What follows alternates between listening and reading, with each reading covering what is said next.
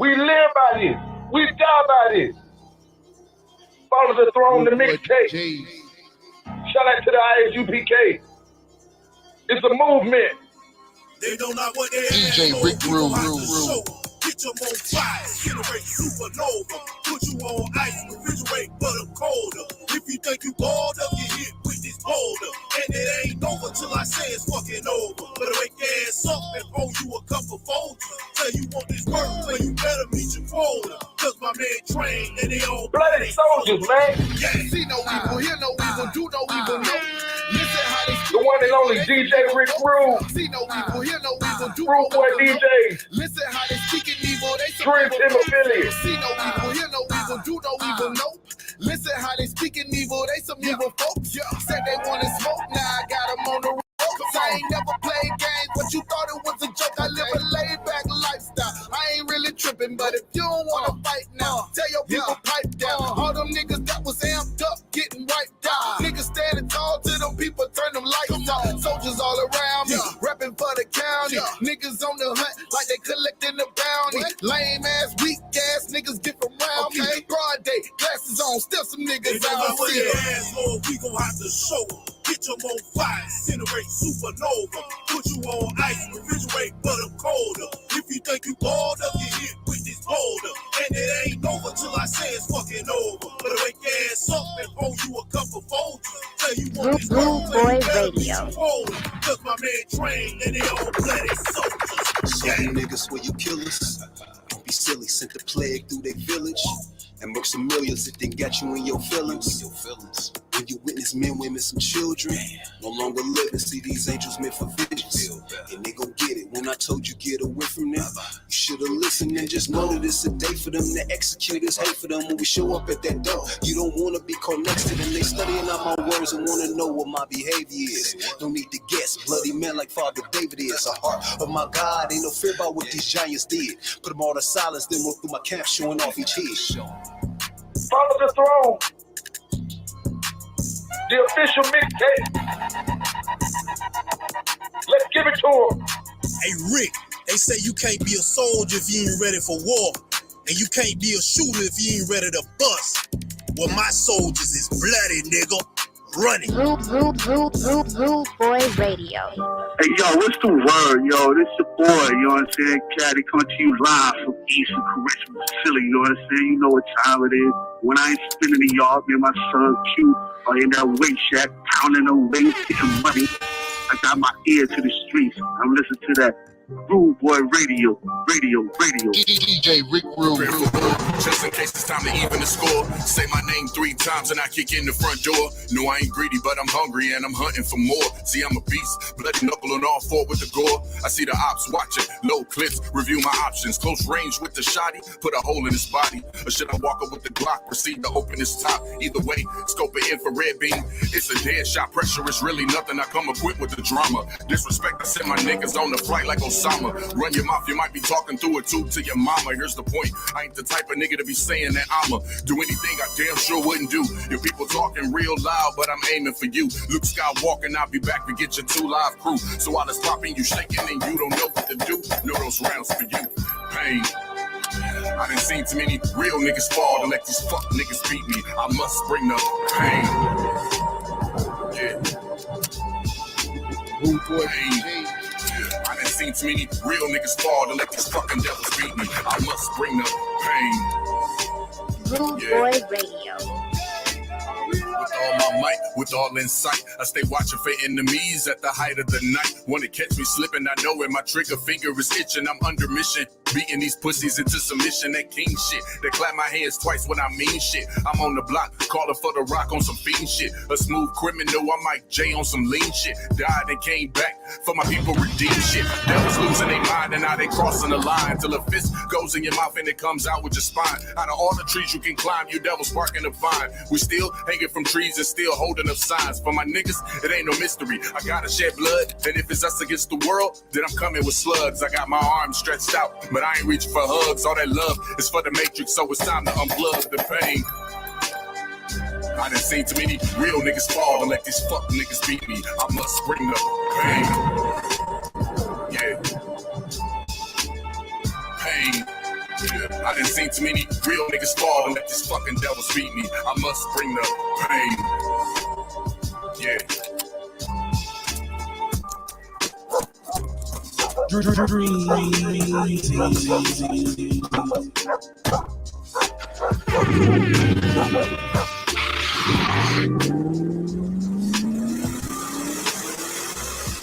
Yo, Rick Rude, we gonna make the whole hood rock with this shit. Go on, let these niggas know what time it is. Follow the throne. You know we had to bring some of the brothers out the street to the truth. DJ Rick Rude. Now we can bring the truth to the street. Follow the throne. Let's get it. From the ghetto to the boondocks, let's get it. From the sticks to the wood lot, let's get it. From the streets to the wood top, let's get it. We gon' make the whole hood rock. From the ghetto to the boondocks, let's get it. From the sticks to the wood lot, let's get it. From the streets to the wood top, let's get it. We gon' make the whole hood rock. I'm from Florida where niggas known for being Glock 9 toters, no hosters. We draw that shit from our drawers like we supposed to. Land of the soldiers, but we surrounded by deaf and vultures. Way too many of my niggas end up on t-shirts and posters. You know where niggas known for being Glock 9 toters, no hosters. We draw that shit from our drawers like we supposed to. Land of the soldiers, but we surrounded by deaf and vultures. Way too many of my niggas end up on t-shirts and posters. You might be in harm's reach if you step on the nigga sneaks in the city of Palm Beach, so you better get 6 feet. No corona, but niggas gonna get on you up in Daytona. All we see is palm trees and beaches, just like California. No capping, we make it happen. It's either ball or rapping. My niggas up in Orlando, they ballin' just like the Magic and all of the baddest thick women live in Miami. So I be in Hialeah with Lee as soon as I can. Be up in Tallahassee, I got fam too, and they chasing that certification up in FAMU. Look, let's get it understood. Even if you ain't from my hood, you still good in my view. From the ghetto to the boondocks, let's get it. From the sticks to the wood lot, let's get it. From the streets to the wood top, let's get it. We gon' make the whole hood rock. From the ghetto to the boondocks, let's get it. From the sticks to the wood lot, let's get it. From the streets to the wood top, let's get it. We gon' make the whole hood rock. Out of date, I'm born and raised, stuck in the ghetto. Out of date, I'm born and raised, stuck in the ghetto. Out of date, I'm born and raised, stuck in the ghetto. Hustling, ducking, running away from the po-po. Gripping my phone off fucking hoes like pronto. I'm just a young nigga with tattoos and goals. My game tight, drip hard, I'm ice cold. So low, low pro, so go low. It's box Chevys, Monte Carlos, and Volvos. I spit facts, slam tracks like hard doors. I'm on point like Rage on Rondo. I'm Big Willie, you niggas are Elmos. I'm straight thuggin' like Pac on death row. No trap house, my shit's in condos with bad hoes. Yeah, dog with no clothes. Cause on God, no trust in my soul. From the bottom to the top, we all know just how the game goes. Shit ain't no joke. From the ghetto to the boondocks, let's get it. From the sticks to the wood lot, let's get it. From the streets to the wood top, let's get it. We gon' make the whole hood rock. From the ghetto to the boondocks, let's get it. From the sticks to the wood lot, let's get it. From the streets to the wood top, let's get it. We gon' make the whole hood rock. I'm from a place of gold teeth and palm trees, where it'll run you by 4 G's for 12 of these. No conspiracies, Facebook or Twitter feeds. Ain't neither jive turkeys or chickens on the real beef. In the projects is where I'm from and where I be. And every project's got a cornerstone named Mr. Lee. Music slow down, we'll talk 2 or 315. OG on the block, selling hot plates and chicken wings. If you ain't a monkey, a nigga spit or savagery, then no one know you, so get back, we ain't family. Where pistols popping and bodies dropping, the tragedy. And pussy crackers is watching you fuck the police. Where niggas robbing and bitches plotting, no BT. No paparazzi, just yellow tape and a news team. Better recognize what's fake, nigga, in reality. The whole hood rock when they hear this on the street.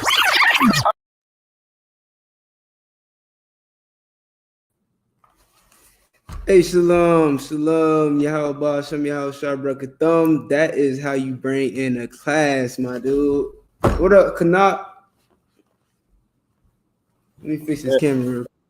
Hey, Hashem Shabrak. Yo, stuff. Hey, man. Say, man, you understand?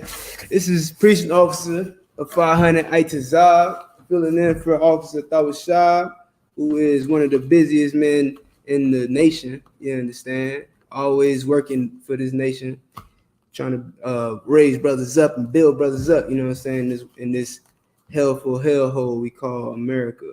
All right. What's going on, Kanat Meitawad? Khan, sir, I'm Tawad. What's going on? Shoot. Oh, let me turn you down a little bit. You probably getting the echo. Yeah, man. Listen, man. That was just what you just heard was a little taste of the I.S.U.P.K. Florida mixtape, Follow the Throne, man. It's about to go down. That joint sound nice. That joint sound nice. Yeah, nah, I'm definitely proud of it. You know what I'm saying? We got some of everybody up on there.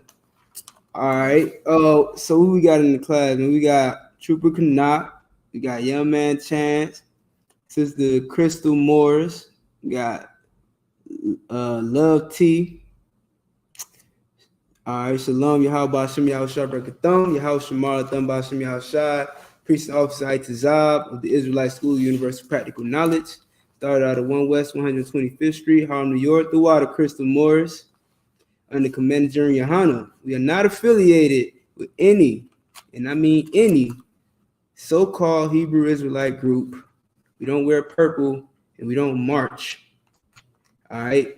We are the home of the truth. Started in 1969, been teaching the truth since. All right. So this is the Brotherhood class. If you got questions, I'll do my best to answer them. If I can't answer them, then I'll just, I'll ask somebody who does know the answer, and I'll get to you next week. If Officer Tawashab is available next week, I'll put him on game or whatever. You got any questions, Kanat?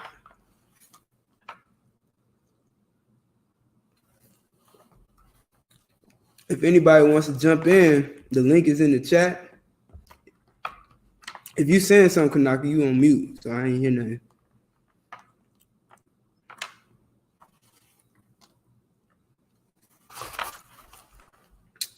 Y'all share this video, hit that thumbs up.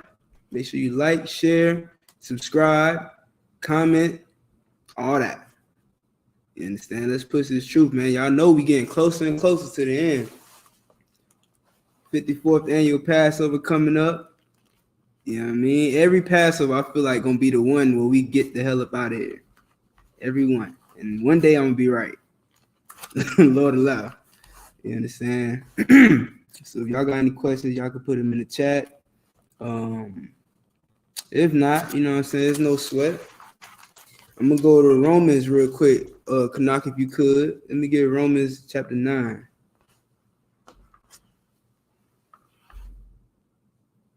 Hey, what up, Darsha? Shalom. Yahweh Shamar, Thumba Shem Yahshai.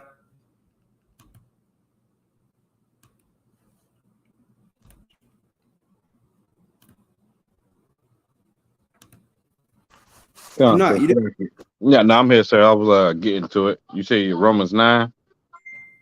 Come. Romans 9, you can start at verse 1. Come. The book of Romans. So like, 1 second. No, don't sweat. Take your time. What y'all gonna understand up in this school right here is that nobody in the Bible loved everybody. I hope I'm gonna just leave that right there. Nobody in the Bible loved everybody like your Christian leaders do, or so they claim they do. When they don't really even love everybody either, but they teach you to love everybody. Nobody on the face of the earth loves anybody. It's just a lie and a facade. And nobody in the Bible loved everybody, man. So I don't know where y'all get this lie from, but if it's not in the Bible, you need to tell your Christian pastor he got some explaining to do. because what we're about to read is the proof that all you Christians that ever battled Commander General YAHANNA, ever battled General Muhammad, and ever battled these captains and officers in the I.S.U.P.K. and said that God loved everybody and Jesus loved everybody and everybody loved everybody, you a goddamn lie. And if I'm wrong, prove it. Prove me wrong. Show me the Bible verse, book, chapter, and verse where God loves everybody, where Jesus loved everybody, and everybody loves everybody. Until then, Romans 9:1, Baba Kusha. Con out of one con, sir. The book of Romans, chapter 9, verse 1. I say the truth in Christ. Listen, I'm not gonna lie to you. Paul ain't gonna lie to you. Your Christian pastor will lie to you. But Paul said what? I say the truth in Christ. He gonna tell you the truth. What's the truth? Read. I lie not. You don't lie. Go ahead. My conscience also bearing me witness in the Holy Spirit. Right. Go ahead. That I have great heaviness and continual sorrow in my heart. Listen, that's what every priest and prophet has in this school called the Israelite School of Universal Practical Knowledge. Heaviness, man. Sorrow. Seeing our brothers killed on the streets for no reason, choked out with a knee on their neck for 9 minutes. Our sisters running into a clinic to murder our children. Our sisters out here with no protection, not from themselves and not from anyone else. You understand? Read on. That brings us continual sorrow. So like it. That brings us continual sorrow and heaviness of the heart, man. There's no reason why we should be going through this, man. Name a nation that goes through what blacks and Hispanics go through, man. If a Chinese man feels mistreated on an airplane, he's getting paid millions of dollars. He's going to get paid millions of dollars just for feeling some type of way on an airplane. If those Ashkenazi, all right, what we call them, man? The issues. I'm gonna just call them the issues. If a ish got an issue, damn, that's a pun. If a ish got an issue with somebody, he call them anti-Semitic, and he gets canceled and loses all his money, loses all his endorsements, loses all his business. They say nobody ever work with you in this town again. Nobody in the world is gonna work with you if you piss off a ish. You get what I'm saying? But meanwhile, you can do whatever you want to a particular group of people that's blacks, Hispanics, and Native Indians, because nobody loves us, and even we don't love each other, man. Which is why what Commander General YAHANNA is doing is absolutely honorable, and you should pay homage. Salakia, read on. And what Paul did, absolutely honorable, and you should pay homage. Salakia, read on. Come on. Verse 3. For I could wish that myself were accursed from Christ. Yeah, what Paul is saying is, I wish that I could take on the curses of Christ. You know what I'm saying? I wish that I could get on the cross and die for my people. I wish that I could lay down my life so that my people can be saved, man. I wish that Christ don't even worry about me. I don't even got to make it into the kingdom of heaven as long as my people can get into the kingdom of heaven. Read on. For my brethren, my kinsmen, according to my what? Say it again. My brethren. No, everybody in the world. My brethren. No, my slave master. My brethren. No, my enemy. My brethren. My brethren. Who is your brother, man? Who's Paul's brother? Who's Paul's brethren? You understand? You have brothers in this earth. We all got brothers and sisters, and everybody ain't our brother and sister. Read on. My kinsmen. My kinfolk. What is kinfolk? What is brother? Read on. According to the flesh. The flesh of my flesh. The bone of my bone. We are breaking down the Bible, man. Don't no Christian ever break down the Bible. This is what this means, man. Paul is talking about his family, his brother, his kin, his flesh. You understand? He had to reiterate. It's the same thing. He reiterating it 3 times so you can get it through your thick skull. He's only talking about his people. He's only talking about his nation, his family. You need to sit down and take a breather, man. You understand? Get in class. Cleanse your brain from all the filth you was taught from a baby up. You don't know what you're talking about. You don't know what this Bible is about.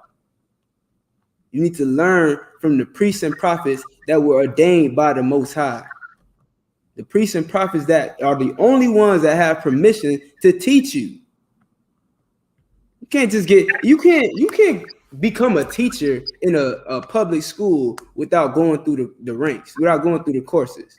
You can't be a professor. You understand at a university without taking certain classes, without learning and studying. You can't teach physics. You can't teach biology. You can't teach these things unless you've studied them and you know them. And you damn sure not gonna get up there trying to teach biology and be lying, man. Now you teaching the world, you teaching all these kids that's coming to your college false biology, which is actually what they're doing, because now they're talking about there's more than 2 genders. Can you believe that? So lucky. Go ahead. They're doing that for the LGBTQ community. Yeah. So they can say kids are born that way. Yeah, man, which is a damn lie. Ain't no kid born like that, man. You influence them from the time they are babies. I'm telling you, listen, man. Let me tell you a little story about me. Soon as I came out the matrix, soon as I came out the vortex, you understand, for lack of better words, it's like I fell out the vortex straight into a Christian pew. It's like it's just right into a chair at the church. You understand? My very first memory is in the church. I remember it like it was yesterday. Very first thing I remember is it being in church. So it starts as soon as you're born. You start to get your head filled with lies. They tell you, first of all, your birthday is a goddamn lie. When they tell you that it's your birthday and we're going to celebrate this for you every year, you understand? They fill in your head with vain things. They fill in your head with a bunch of bull crap and telling you that, you should celebrate your birthday. Telling you that Santa Claus is some fat, jolly old devil that crawls down, that comes down your chimney and delivers gifts. And there's so many things that's wrong with that story because half of us did not grow up with a chimney in our house, for one. 2, half of us damn near didn't get Christmas gifts growing up. 3, a fat man ain't gonna fit it into a chimney if you had a damn chimney. And so on and so forth, man. It's just a bunch of lies. The Easter bunny don't lay eggs. Bunnies don't lay eggs, man. You understand? They're mammals. They give live births. So, you know what I'm saying? They just filled our head with these lies, and it starts as soon as you're born, man.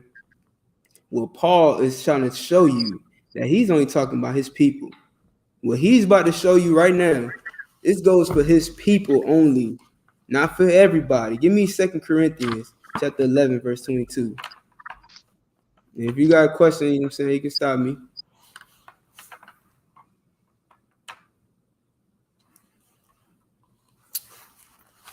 Second Corinthians 11, verse 22.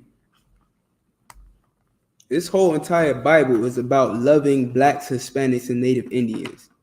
No prophet, no apostle, no disciple ever taught anything but that. and we're gonna prove it. Okay. All right. You got it. Go ahead. Okay. The book of the second, the book of 2 Corinthians, chapter 11, verse 22. Mm-hmm. Are they Hebrews? So am I. Right. This is the brother that Paul was talking about. You understand? Aren't they what? Are they Hebrews? Right. They are Hebrews. He's asking sarcastically. Are they Hebrews? You understand? Hold on, Sluggy. He's saying, my brother, man, are they Hebrews? You understand? He's asking sarcastically. Read on. I can't say. Right, so am I. I'm not gonna say sarcastic. I'm gonna say rhetoric. It's rhetoric. You understand? It's a rhetorical question. He's saying, are they Hebrews? You know they are. You get what I'm saying? This whole Bible is about the Hebrews. He said, are they Hebrews? So am I. Paul was a Hebrew. He was not a African. You understand? He was not a Greek, a Grecian. He was a Hebrew. Read on. Are they Israelites? Are they Israelites? Are they Israelites? Again, he's asking rhetorically because you know the answer. Why? Why cannot? Why should you know that this question is rhetoric? If you listening to Paul, if you back in Paul's days and he's talking to you, he's writing to you, right? And he asked, are they Israelites? What's going to let you know that he's asking this rhetorically? Because Salaki, sir, because this is something that you should already know. Why? Because that's the only people that Paul talked to. Thank you. Damn right. Give him a hand. You understand? That's the only people Paul was sent to talk to. That's the only people Paul cared about. Paul didn't care about anybody but the Hebrew Israelites. So that's why he's asking, are they Hebrews? Read it from the top. Are they Hebrews? Mm-hmm. So am I. Mm-hmm. Are they Israelites? So am I. So am I, man. Paul was an Israelite.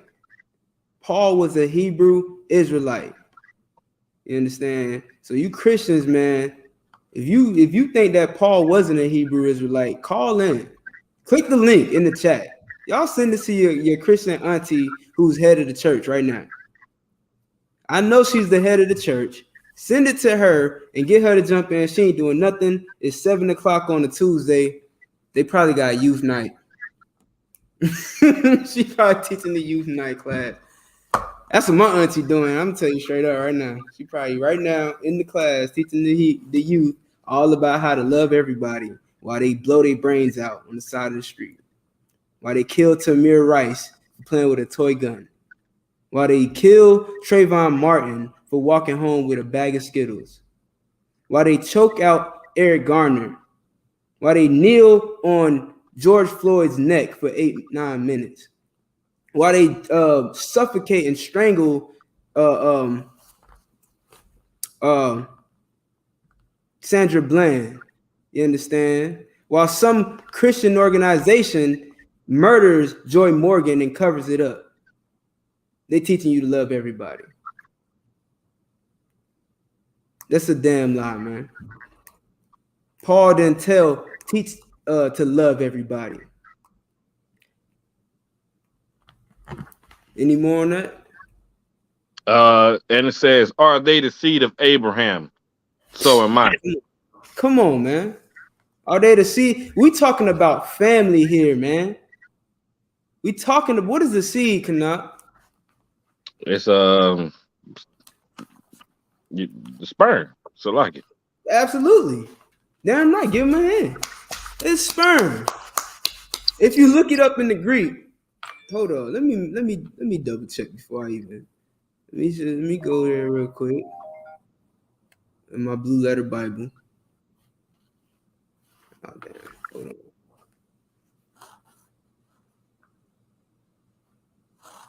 Hey, smartphones don't be that smart sometimes. I ain't gonna hold you. 2 Corinthians 11. Go, y'all. You got a blue letter Bible app? Sir. No, I can't look up while I'm on the stream. Right. Yeah, I got you. I understand. All right, hold on 1 second though. I'm gonna get it for y'all.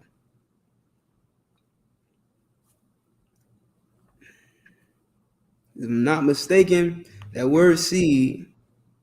Oh, they switch. That word seed is sperma. Is the concordance number, Strong's number G4690. Sperma. That's where the word sperm comes from.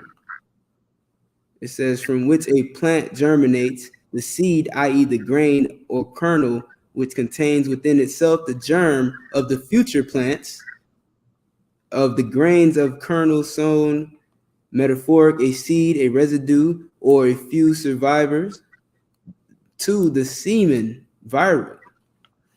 You understand? The product of this semen, seed, children, offspring, progeny, family, tribe, posterity, whatever possesses vital force of life-giving power. That's a cut to you, abortionists. The sperm cells are what contains life, man. Get that in hand. Yeah, right. Sperma, whatever possesses vital force of life-giving power. That's heavy. Y'all ought to keep that one in y'all repertoire, in your notes, man. G4690. You understand? The Greek word sperma. That's where life comes from. Given to you by the Most High. He's talking about his family, man. His tribe. His progeny. You understand? The semen. That's how the Lord made it, man. He gave everything seed so that it can repopulate. From humans to dogs to trees. Everything has a way to keep itself alive, to keep populating. You understand? This ain't about loving everybody. It's not about religion. You will not find one scripture in the whole entire Bible that is pro-religion. It's pro-Christianity, pro-Judaism, pro-anything but Blacks, Hispanics, and Native Indians. It's pro-family. It's pro-segregation. You understand? It's pro-Latino, pro-Negro. It's anti-anything else. It's anti-Christian. It's anti-Muslim. It's anti-oppressor. You understand? This Bible is about brotherhood. It's about loving your own people, putting them first. And guess what? Every nation on the earth should love their own people first. But don't lie to my people and tell us that we have to put your family first. That's what you do to slaves. Go, Kanat, you want to say something? Oh, slight, so if I may. Yeah. While you're on the subject, I was just saying, like, even the Christians that say they follow the Christ, they don't follow Christ. But Christ followed the laws. They don't follow the law, so they ain't even real Christians. Nah, hell no. Exactly. You understand? That's why I tried to clean it up, Kanat, you know what I'm saying? The religion Christianity, right? And because the real Christians do what Christ said. They do what Christ did. That's what a real Christian does. You call yourself a Christian, why don't you do what Christ said? Matter of fact, let's go to it. Give me Matthew 10:5. Let me get Matthew chapter 10, verse 5, so we can see what Christ said to do. Because that's a great point, Kanat. That's a great. You came right on time with that one. I'm gonna keep it real with you. Most High and Christ. you came right on time with that right there, man. We get Matthew. Everybody go to Matthew chapter 10, verse 5. Come out of what come, sir. So we can dispel more lies. Come, sir, I have it. Mm-hmm. The book of Matthew, chapter 10, verse 5. Mm-hmm. These 12 Yahushua sent forth. All right, hold up. Stop. So what 12 are they talking about? He's talking about the disciples. Right. He's talking about the 12 disciples. Now, Christ is sending out his 12 disciples on a mission. He's telling them what the game plan is, how we're going to accomplish it. He's giving them counsel right now and telling them exactly what's about to go down. You understand? These 12 are the real Christians. Because he's going to tell them what to do. And what are they going to buck against the break? They're going to buck against the orders. They're going to buck any orders or not? Sir. They going are they going to listen to Christ and do what he say? They're going to listen to the other one. They're going to listen. Right. You Christians are not disciples, man. I know we beat up on Christians all the time. And listen, man, there's some people out there that genuinely believe that they following Christ. Oh shit, hold on 1 second, y'all. It's Lord Christ, sir.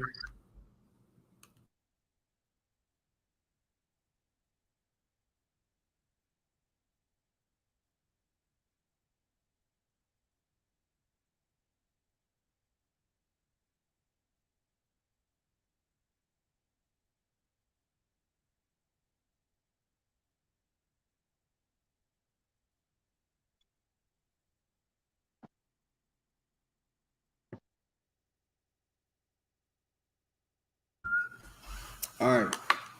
You understand? These are the real Christians, man. And there's some Christians that actually think that they following Christ, man. They think that they're doing what they're supposed to do because it's what their Christian pastor taught them. And listen, man, I don't blame you. I forgive you. And I know Christ forgives you if you genuinely think that, you know, that your pastor is right. And you genuinely want to follow Christ the way he said to do it. You understand? Well, I would encourage you to follow Christ the way Christ said to do it. Read the Bible. I remember they used to tell us all the time when we was growing up, you better read your Bible. Well, I started reading it, and it's not what you taught me. It's the absolute opposite of what you was teaching me. You understand? So now, brothers and sisters, you Christian brothers and sisters, if you genuinely want to serve the Most High, if you genuinely want to follow Christ, you need to pick up your Bible, call the I.S.U.P.K, get in class, and learn what it's talking about. Read on. Read from the top. Book of Matthew, chapter 10, verse 5. These 12 Yahushua sent forth and commanded them, saying, go not into the way of the Gentiles. So hold on. He's about to give a commandment. When Christ gives a commandment, you follow it. What was the commandment that Christ gave? Saying, go not into the way of the Gentiles. Hold up. Slow down. Go what? Go not. So what does that mean? What does go not mean? We need to break this down, because Christians want to follow Christ. And so we're giving them the tools to do it. We're giving them the roadmap, giving them the blueprint on how to follow Christ. So in order to do that, we got to break this thing down so that they can understand it and they can complete the mission that Christ sent us on. What does it mean? What does go not mean? Well, select. Go ahead. It means not to go that way or not to do something. It means not to do it. Don't do this. You understand? I know it seems like it should be easy to understand, right? Somebody say go not, you should be able to understand it. That means, okay, don't go there. But again, we got people who want to follow Christ and just don't understand Christ. So we got to break it down. Christ is saying, don't go. Where does Christ not want them to go, Kanat? Into the way of the Gentiles. Into the way of the who? Of the Gentiles. Of the white man. Of the Gentiles. Of the Asian people. Of the Indian people. Come. Of the East Indians. Of the Muslims. Of everybody else on the earth. Of everybody that's not the people, the children of God. Go not where? Go not into the ways of the Gentile. Go not into the way of the Gentile, the ones that celebrate Christmas. They chop down a tree every December, and they decorate it with silver and gold. Don't do that. Don't go that way. Don't go and find white people to go teach the Bible to. Don't go and find an Asian that you can teach the Bible to. Don't go to Africa and start eating mud cakes and mosquito pies to go and spread what we teach. You know what I'm saying? What Christ is teaching. Don't do that. But do what? It's like a but. It's like it. And into any city of the Samaritans enter ye not. And don't go into their cities. You understand? You black people, man. You Negroes, you love to go and get a man. You say what everybody say, man. I'm gonna get rich and I'm gonna move out the hood. And when they move out the hood, where they move to? A place where they ain't want it. So should lucky. Damn right. Be more specific. To the suburbs. Because we ain't want it nowhere. So like, not to cut you off, we ain't want it nowhere. So that's a broad statement. You know what I'm saying? That's you painting. You know what I'm saying? What they say? You know what I mean? It's a vague statement. Because we not want it no damn well. We not wanting it in the hood. You understand? So be more specific. Where is that place that they love to move to where we not want it? The suburbs. So yeah, the suburbs, them gated communities. You understand? Ask Ahmaud Arbery if they loved him in that gated community, in that neighborhood that he was in. Ask Ahmaud Arbery. My bad, you can't, because them white people killed him. His enemies killed him. The Gentile, I'm sorry, Salakia, don't ban me, YouTube. The Gentiles killed him in cold blood. So Christ told us, go where? Well, don't go. He said not to go where? Into the city of the Samaritans, enter ye not. Right, don't go there. Don't go to their cities. We ain't got nothing to teach them. We ain't got nothing for them. We got nothing for them. Read on. But go rather. Go rather now. Break this down. We got to go not. So Christ was telling us where we shouldn't go. What does it mean when he's saying go rather? It means to go that way. Right. It means instead of going there, go rather here. Don't go over there, but do go over there. And where is he telling them to go? To the lost sheep of the house of Israel. No, I thought, hold on, man. You mean to tell me that Christ is telling me to go to the Israelites and only the Israelites? But go rather. Mm-hmm. But go rather to the lost sheep of the house of Israel. Christ is telling his disciples to only go to the Israelites. He said, do not go to the Gentiles. Don't go. This is a commandment. This is a commandment, right, Kana? Ain't that's what we read? Kana. This is a commandment from Christ himself. And we know that Paul followed Christ. We know that Paul taught about Christ. Paul knew what Christ wanted. He knew the mission. They say what they say. He understood the assignment. So he did exactly what Christ said to do. Christ said, don't go to the Gentiles, but go to the Israelites. The same people that Paul would rather be accursed from Christ for. The same people that Paul said are my kinsmen, my brethren, according to the flesh. The seed of Abraham. Christ taught him that. That's where he got it from. You understand? And Paul is a good brother. He's a good son to Christ because he obeyed that man's orders, which is what you do. It's what you do when you really follow Christ, when you really a Christian. When you really a Christian, you follow Christ's orders, his commandments. Christ said, don't go to the Gentiles, but go to the Israelites. Go to those Negroes, Latinos, those savage red Indians. Go to them. Go to those gangsters and thugs. Go to those vatos and chicanos. Go to the what they call them, cholos. You understand? Go to what's my man name? The Indian, the Chiefs. I don't like calling them Indians, by the way. The what's the Gadite brother, man? Satan Bull. You understand? Yeah, Sin Bull. Hey, go to Satan Bull, man. You know what I mean? Go to Toto.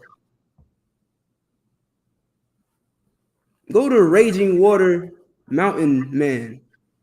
You get what I'm saying? Not to be funny, Salaki. I'm Salaki. Go to them. Go to them brothers, man. Go to your brothers and sisters. Get them out the streets. Get them out the ghetto. Get them off of crack addiction. Get them out of prostitution. Get them off of get them out of sex trafficking, man. Don't you know how many sisters go missing every year due to sex trafficking? I bet nobody even cares. They don't talk about that on the news. But they will talk about how they want to abort our babies. They will talk about how the so-called Mexicans are trying to cross over the border. And they will throw their babies in cages. But you want to go to everybody. You want to love everybody. While they sit babies in cages with no mattresses, with no running water, half of them. And a bunch of them went missing, man. I forget the number, man. It was a story a little while back where they said they misplaced like 1,000 of those babies, man. How do you misplace children? 1,000 of them at that. Like one, that happens. Like that happens every day. You know what I'm saying? Kids go missing every day. But 1,000 that's supposed to be in your responsibility, ones that you took from their rightful caregivers, ones that you took from their parents, you took those babies and you turned around and lost them. I don't believe they lost them, Kanat. It's like I said, I don't believe they lost them either. I don't think they lost them, man. Like I told y'all, sex trafficking is real. You think they're not holding them babies somewhere and having sex with them? Like, if you look in the world, right? If you look in the world today, every time you see an event like that, you see another event that follows suit to what just happened. A bunch of babies go missing. Next thing you know, there's a bunch of child pornography floating around. It's not a coincidence. They go hand in hand. Somehow there's an influx of child pornography after a bunch of babies go missing. You telling me that's a coincidence? You telling me that they just misplaced these kids? All right. I think they saw a lucrative deal out of it. I think they saw a way to make money like they always do. I think they saw, just like how they saw making marijuana illegal unless it served a purpose for them. Now, I'm not telling you to go smoke. But marijuana is a plant that the Lord gave us to be a meat, a medicine, so that we can use it properly. You understand? Which is why they don't want you to have it. Just like the citrus fruit. Citrus fruit. If you're from South Florida, then you know this story. Esau poisoned the citrus fruit trees down in South Florida. At one point, about 20 years ago, there were citrus fruits everywhere. There were citrus fruit trees everywhere. You could grow grapefruit trees, orange trees, lemon trees, all this in your own backyard. What happened to them? Well, I'll tell you what happened. They still exist. There are still citrus fruit trees in Florida. They grow very well, but they only grow on white soil. They don't grow on black soil, if you catch my drift. You understand? They're not growing in your backyard no more because our oppressor is the devil that the Bible speaks of. And he saw a lucrative opportunity with those babies, just like he saw a lucrative opportunity with those fruit trees. Just like he saw a lucrative opportunity with the alcohol. And so he banned that until he could put his label on it and sell it himself. Just like he saw a lucrative opportunity with integration. You thought that integration was about loving everybody. No, you're sadly mistaken. Integration was not about loving everybody. Integration was about Black Wall Street, Tulsa, Oklahoma. It was about Rosewood. It was about little black cities that were making buku money and making the oppressor look bad while he drowned in debt. You understand? Drowned in what they call the recession. Killing him, jumping off of buildings due to recession, due to debt, suicide through the roof. That's what integration was about. Integration was about no longer allowing you to take your black dollars and spend them with your black family, with your kinsmen. Now you're going to come and give those black dollars to us. We want your black dollars. You want Gucci, right? You want Louis Vuitton and Louis Vuitton, and you want Balenciaga, right? Okay. Well, we got your Balenciaga. We got it right over here. It's $1,000 for one shoe, not a pair.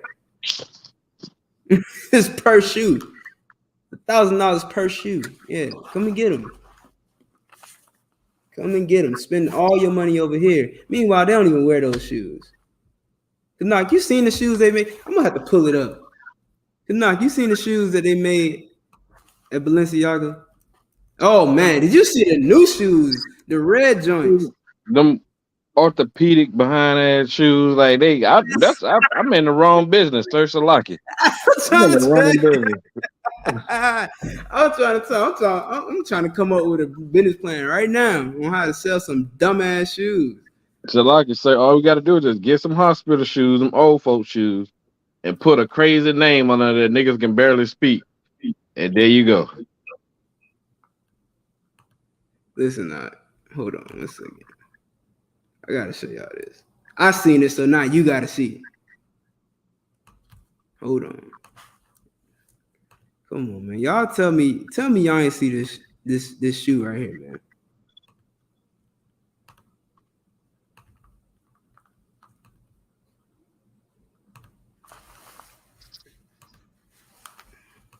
Tell me y'all ain't see this shoe. Y'all ain't see this shoe? This is a shoe by Balenciaga. I seen one more. This shoe goes for $1,125.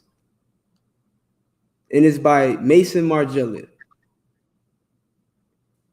You know, I'm not gonna tell now. Hey, look, now that shoe, that's sperma. Yeah, sir.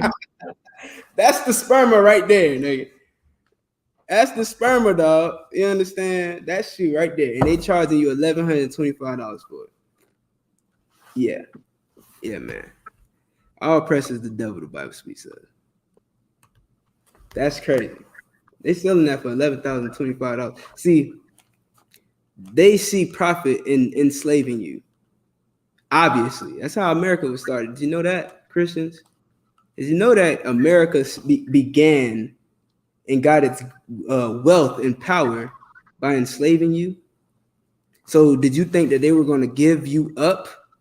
Do you think that they were going to say, now we're going to let you free and we're not going to extort you anymore? We're not going to exploit you anymore. We're not going to squeeze any more dollars out of you. Did you think that that was what was going to happen when you got free? Ask Black Wall Street. Because they bombed Black Wall Street. They burnt down Rosewood. And they burnt down every other city in between just so that they can have a profit. Just so that you can stop being so wealthy and start serving them again. You never got out of slavery, man. You think just because you didn't have chains on your arms and feet, you was out of slavery? Nah, man. Oh man, hold up. Give me the scripture where it talks about it says, hold on, matter of fact, I'm gonna get it for you right now.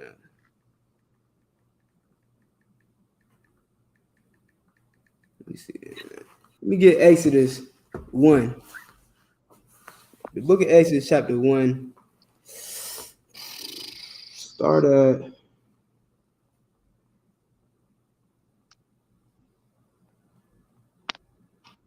at 8. I'm gonna show you what these Gentiles have in their mind. And it's the same thing that's been going on since Exodus. Since the beginning of it's only the second book of the Bible. It's Genesis and then there's Exodus. And this is chapter 1. So this has been going on since the beginning of time. And it involves you, black people. It involves the same slaves that were in Egypt way that long time ago. And you're still in slavery right now. Read it, Baba Kushai. Hey, Shalaki, 1 second, hold on. Sister Yakala, what's going on, sis?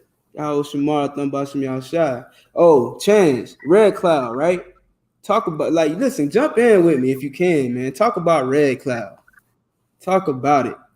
And it said, imagine the ones you never hear about. Right. Absolutely, sis. Imagine the ones that you never hear about. You understand? And you only hear about the ones that you do hear about because it just so happened to be a camera somewhere. Because otherwise, they wouldn't even tell you. Jeffrey Epstein, they would have never told you about Jeffrey Epstein if he didn't slip up. Because they was part of it. All of those top suits, all those the movers and shakers in America, they was all shaking hands with Jeffrey Epstein, knowing what he was about. You don't move like that and keep it a secret. I kid you not. You cannot move like Jeffrey Epstein was moving without keeping that and keep that a secret.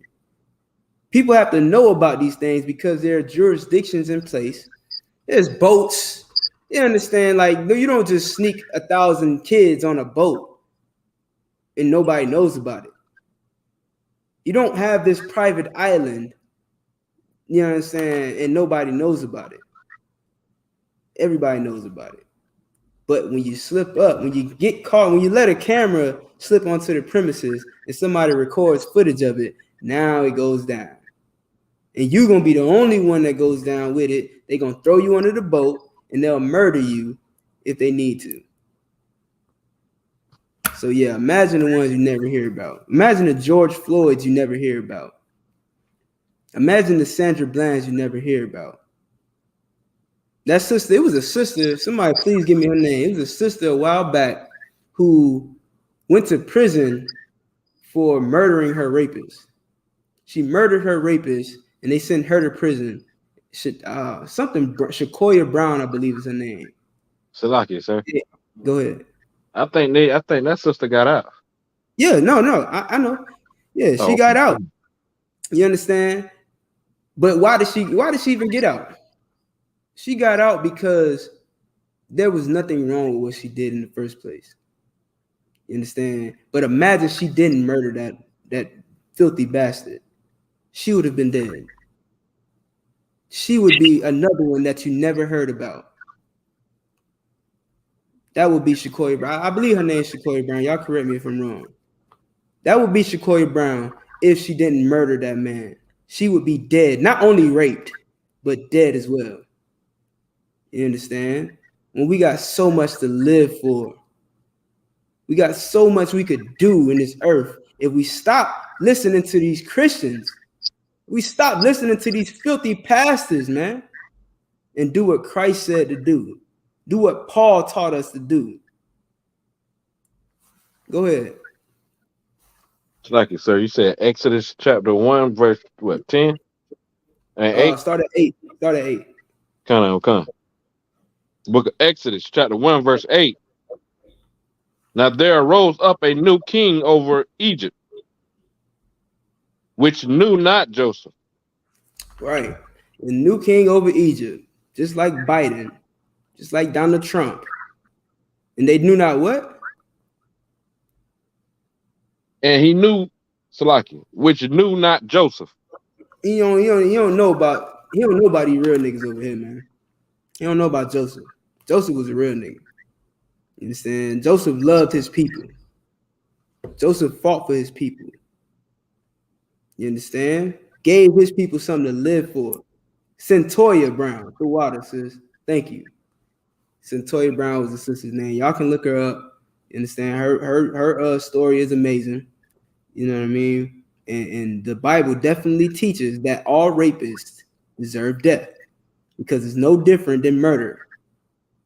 Being raped is no different than being murdered. You lose your life. You are not the same person you were. You lose all sense of who you were, man. You taking the innocence of a person. The Bible teaches that a murderer, it's like a rapist deserves death. That's a capital punishment. America, you understand capital punishment. I know you do. Because everybody, according to you, deserves capital punishment except for you. So I know you understand capital punishment. Read on. Come out of one kind. And he said unto his people, behold, the people of the children of Israel. Of who? Of Israel. This whole book is about from the beginning, from Exodus to Romans, from Genesis to Revelation. It's all about Israel. Read on. Are more and mightier than we. Yeah, and they're jealous of us because we're better than them. We jump higher. We run faster. We rap better. We sing better. We're smarter. We sent them to the moon, and they still didn't appreciate that. We fought in their wars, and they still didn't appreciate that. How long are you going to marry and love these people, man? Read on. I'm sorry, these Gentiles. I want to stick to the point. These Gentiles. How long are you going to love these Gentiles, man? Read on. Come on. Let us deal wisely with them. He said, hey, he pulled the Biden, man. Hey, what Biden said? They would say, come on, man. Pharaoh said, come on, man. Let us deal wisely with them. Abortion, Planned Parenthood. Let's deal wisely with them. Why? Read on. Come out of one kind. Lest they multiply. Lest they what? Multiply. Abortion, man. Let's deal wisely with them. Lest they multiply. And what? And it come to pass. Okay, hold on, Slack. I thought it was more on that. Let's deal more with them. Let's deal wisely with them unless they multiply. So let's kill their babies. Let's teach them drug war. You understand? Let us teach them gang violence.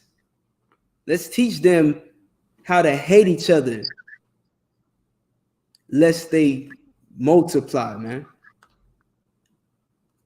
Them abortion rights is not about you having any rights, black woman. Abortion rights is all about them dealing wisely with you so that you do not multiply. That's what they don't want you to multiply. And now that they're turning back on that, lets you know that it was only for you. Because when it was happening to you, everything was all good. But when their own began to get more and more abortions, that's when it became a problem.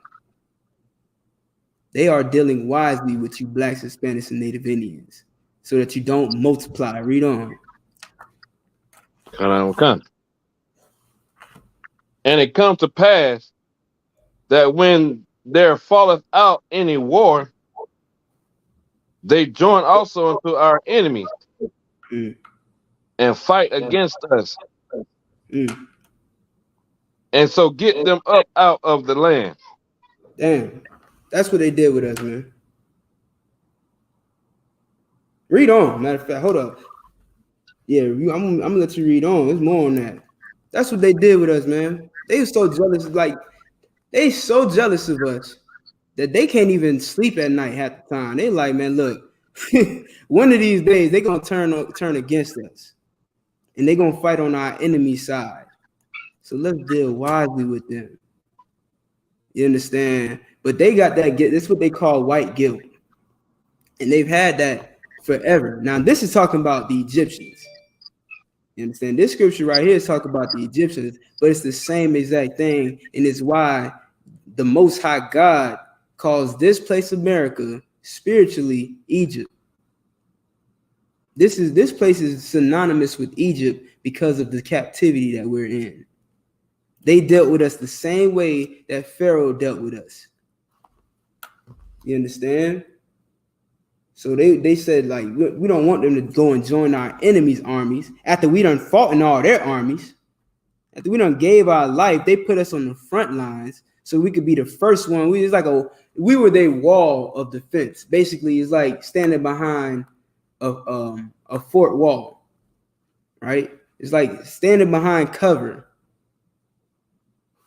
You know what I mean? We were their wall. They put us on the front line while we took all the bullets. They could take sight. You know what I'm saying? They could aim down their target while they stood behind us. They wanted to get a good shot, so they put us up in front. You understand? And we still, you know what I'm saying, shined.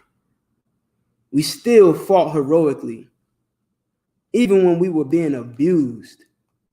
That's what we become in America, man. We so abused that now we just die for them. We'll give up our own life for them rather than doing it for our own people. You wouldn't die for a black man. You wouldn't die for a Hispanic man, Native Indian man, woman, or child. You wouldn't do it. But you'll die for your oppressor because that's what they did to you, man. They dealt wisely with us. You don't see the Bible coming to life right before your eyes. Read on.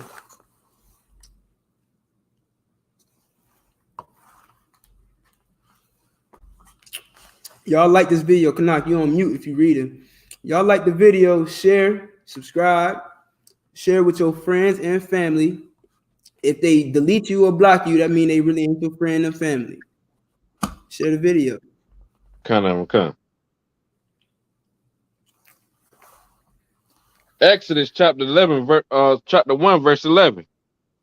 Therefore, they did set over them taskmasters. Right. That's what they did. They set over the same thing they did in Egypt to the Hebrew Israelites. They did the same thing. And I'm saying Hebrew Israelite on purpose. You understand? We don't go by Hebrew Israelite. But this is what they did to us back then. They set over us what? Taskmasters. Yeah, the same thing they did in America. The same thing they're doing right now.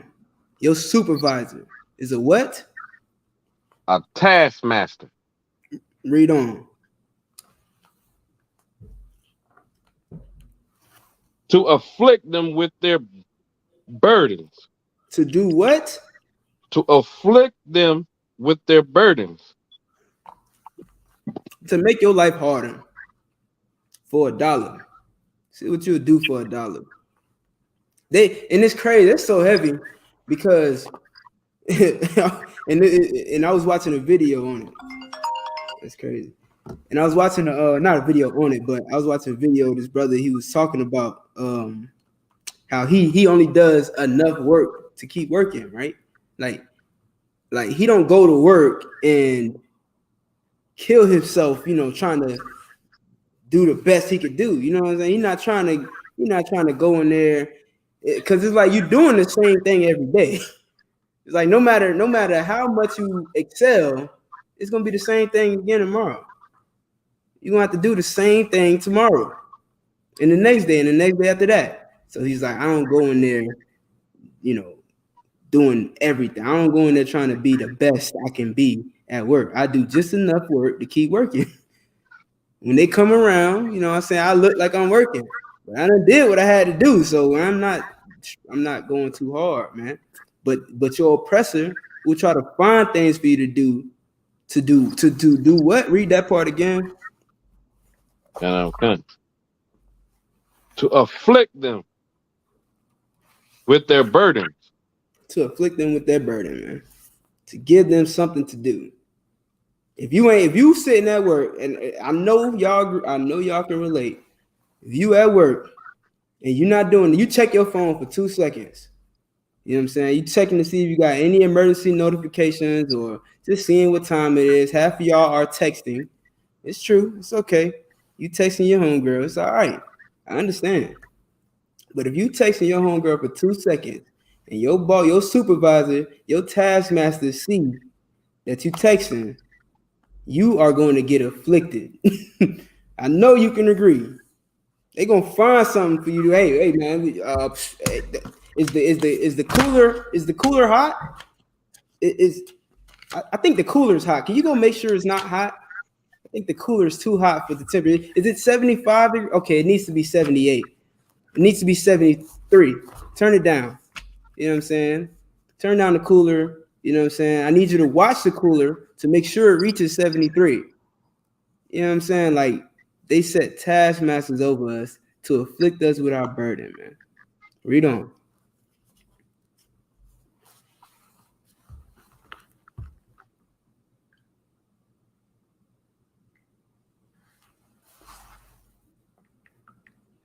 You muted out if you're speaking. I can't hear you.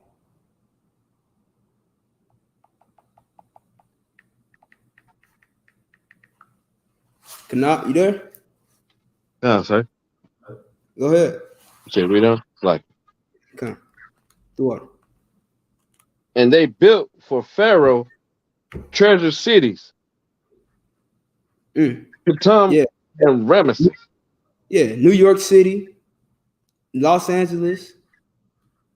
You understand? Shoot, Giza, whatever it's called, in Egypt. We built treasure cities.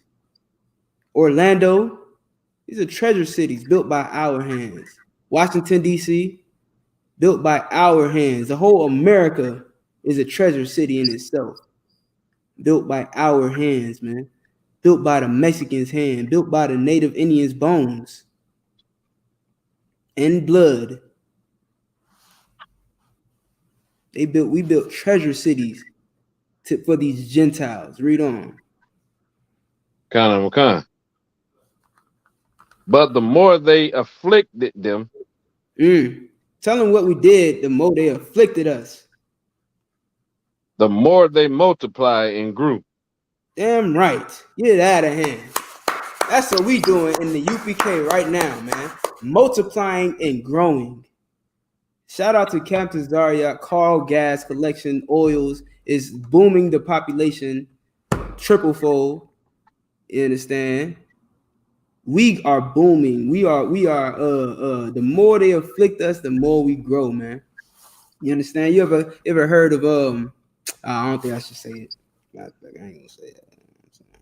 When you had a bad day and you want to blow off some steam, man, you go home and you see your wife, you know exactly how to blow off some steam, don't you? And I ain't talking about, I'm talking about the good steam.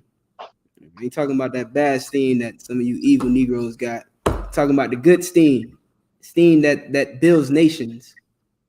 You understand? You understand? Cause now that boy got twins, so I know you understand. You got to blow off some steam after all that affliction, man. You got to get some get back. You get what I'm saying? Some of you Negroes, man, you take that affliction and you afflict others. You understand? Which is why they do it. This is like part of their plan. They want you to go home angry and beat your wife. They want you to go home and shoot up the block. What? It's crazy. People don't ever call my phone unless I'm teaching class.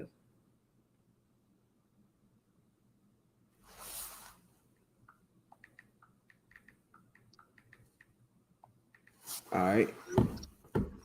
Yeah, they want to send you home afflicted and stressed out so you can go wet up the block. So you can beat your kids. You sisters, man. And of course, not these beautiful sisters in the I.S.U.P.K, man. They love their babies. But you evil, wicked sisters that have been listening to these Christians your whole life, you get off that slavery and you think the world is your enemy and your kids are public enemy number one. Your kids have done everything wrong according to you. And you beat them. You strangle them. You burn them with irons. You take all the strange weapons you can find, like extension cords and wet rags, and you show them how much you had a bad day at work, which is absolutely evil. And it's just what Egypt prescribed. It's just what Esau prescribed. Read on. Come.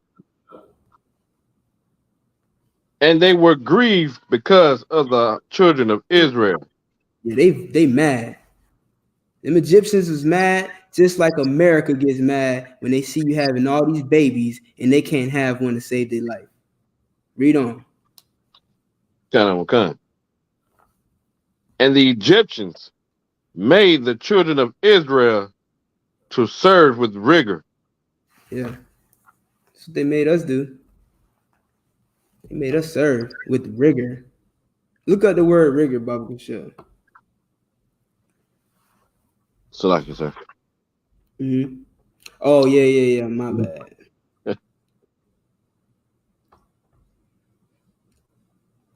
What verse was that? That is verse 13, sir. 13. That got me hard labor or something. I'm gonna get you a laptop out. You know what I'm saying? We're gonna put together a fund. Triple cannot to get a laptop. Shoot. Rigor. All right. H6531 in the concordance. Parak, which means harshness, severity, cruelty.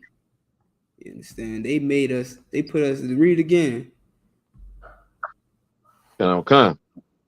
And the Egyptians made the children of Israel serve with rigor. With harshness, with cruelty, made us serve. You understand? Made us serve with rigor, just like in America.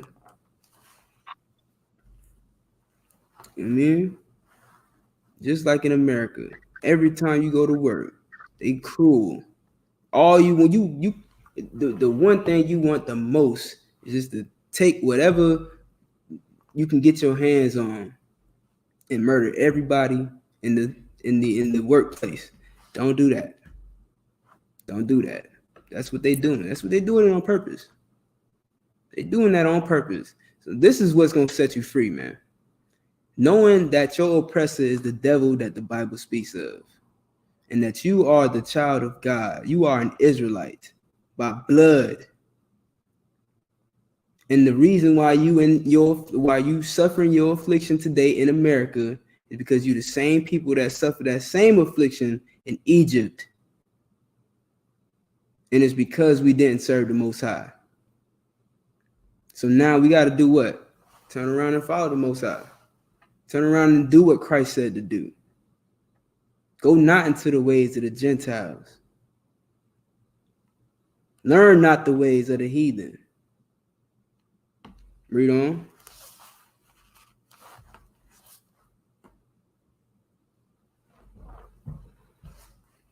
Cannot. Sorry, sir, I was on mute. Go ahead. And verse 14. And they made their lives bitter with hard bondage. Bondage. Yeah, man. Made your life bitter. Come on, man. You got to feel this, man. Who goes through this? Who goes through this, man? Every day. You go through this every day, man. You got to go through your hard bondage and feel like you just want to die, man. Like this is gonna be your last day. So you drink the day away, you smoke the day away, you get high on every substance known to man. You understand? You slit your wrist. That was a big thing when I was coming up. When I was growing up, everybody my age today has little cuts all up their wrist and up their thigh. All the women, all the sisters, today that I grew up with, damn near every single one of them got little cuts going up their arm and up their legs. You understand? Because it's their way of dealing with the pain that they go through every day. And it's sad, man.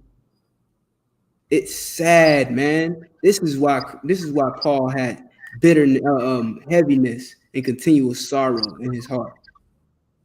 This is why he was so sad. This is why he hurt and just wanted to lay it all on the line, man. Wanted to give up salvation for himself so that his brothers and sisters can be saved. So he can stop slitting their damn wrists. So he can stop, quit their alcohol addiction and their drug addiction.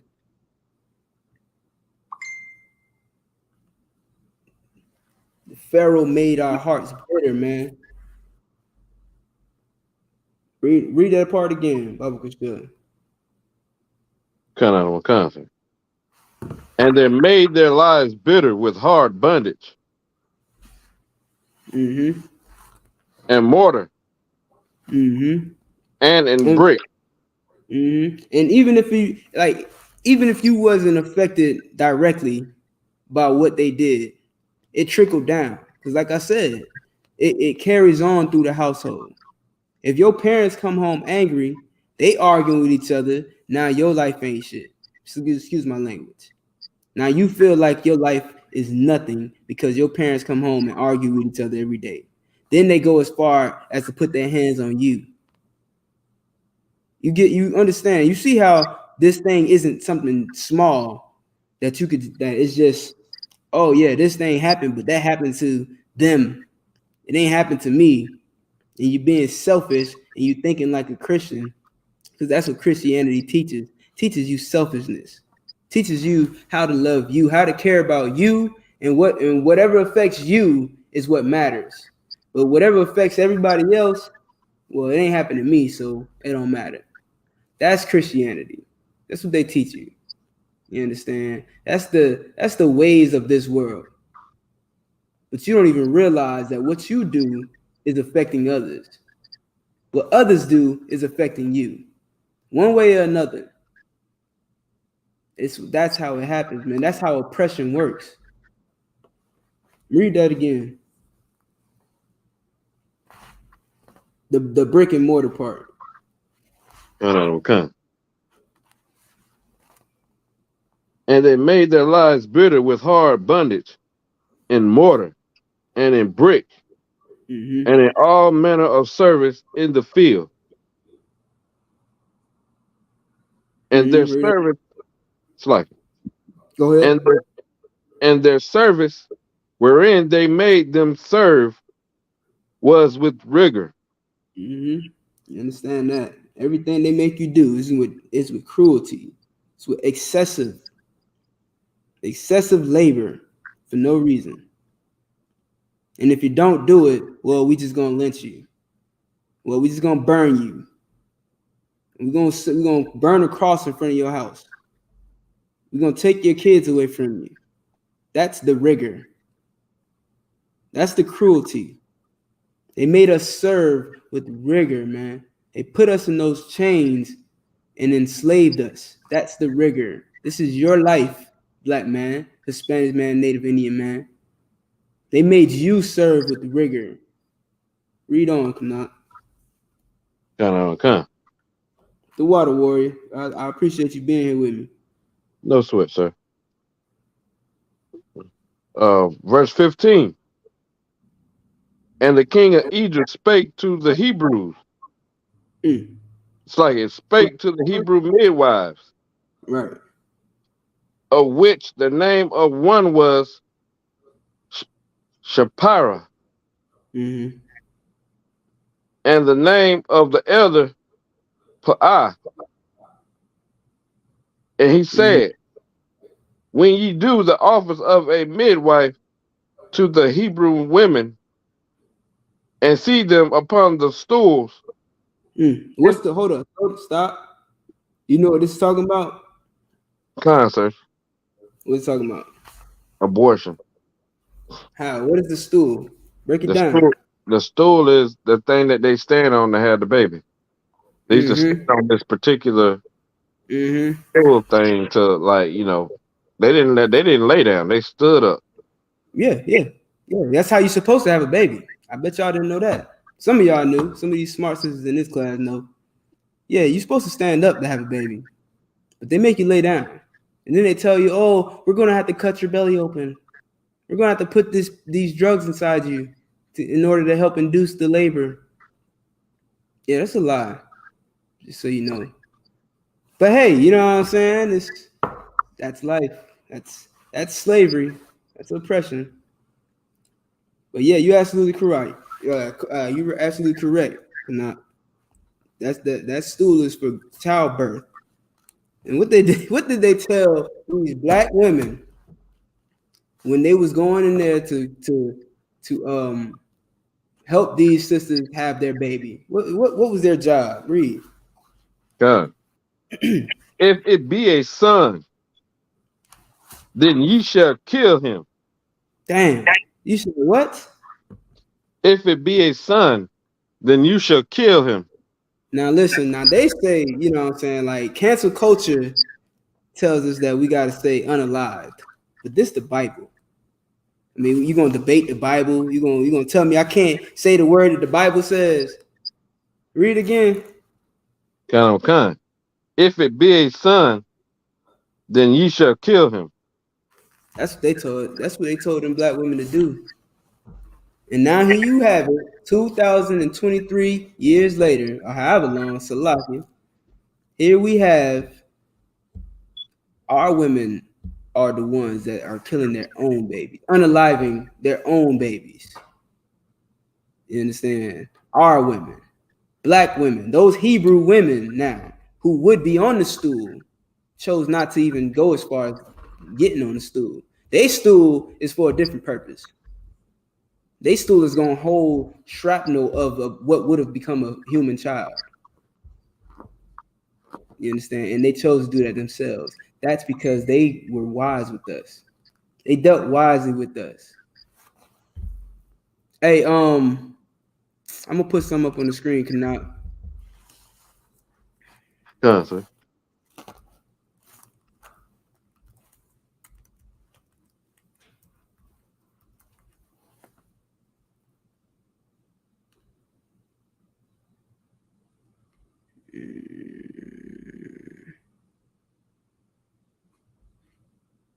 Bear with me, y'all.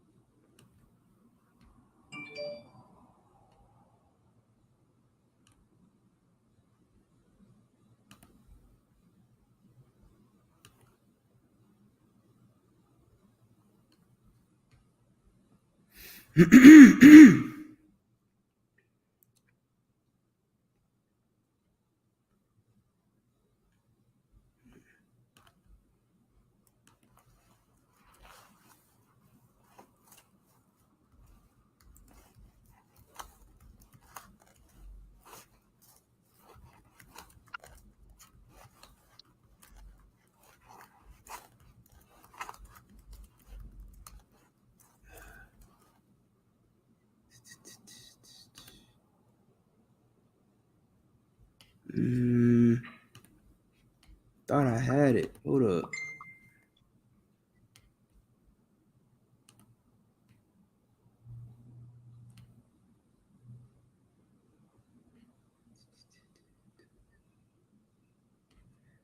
See, they be trying to hide stuff, man.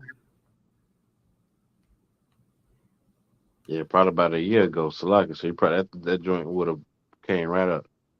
Yeah, right, exactly. About a year, 2 years ago. Yep. Pop right up.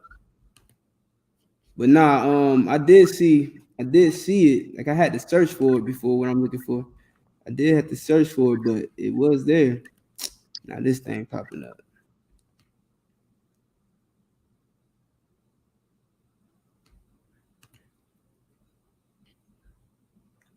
I wanted to be clear. Like it's showing me, you know what I'm saying, certain ones, but I wanted to be clear because, you know, for the people to see, man. All right, for time's sake, man, I'm gonna just have y'all just do the research yourself. I would pull up the source.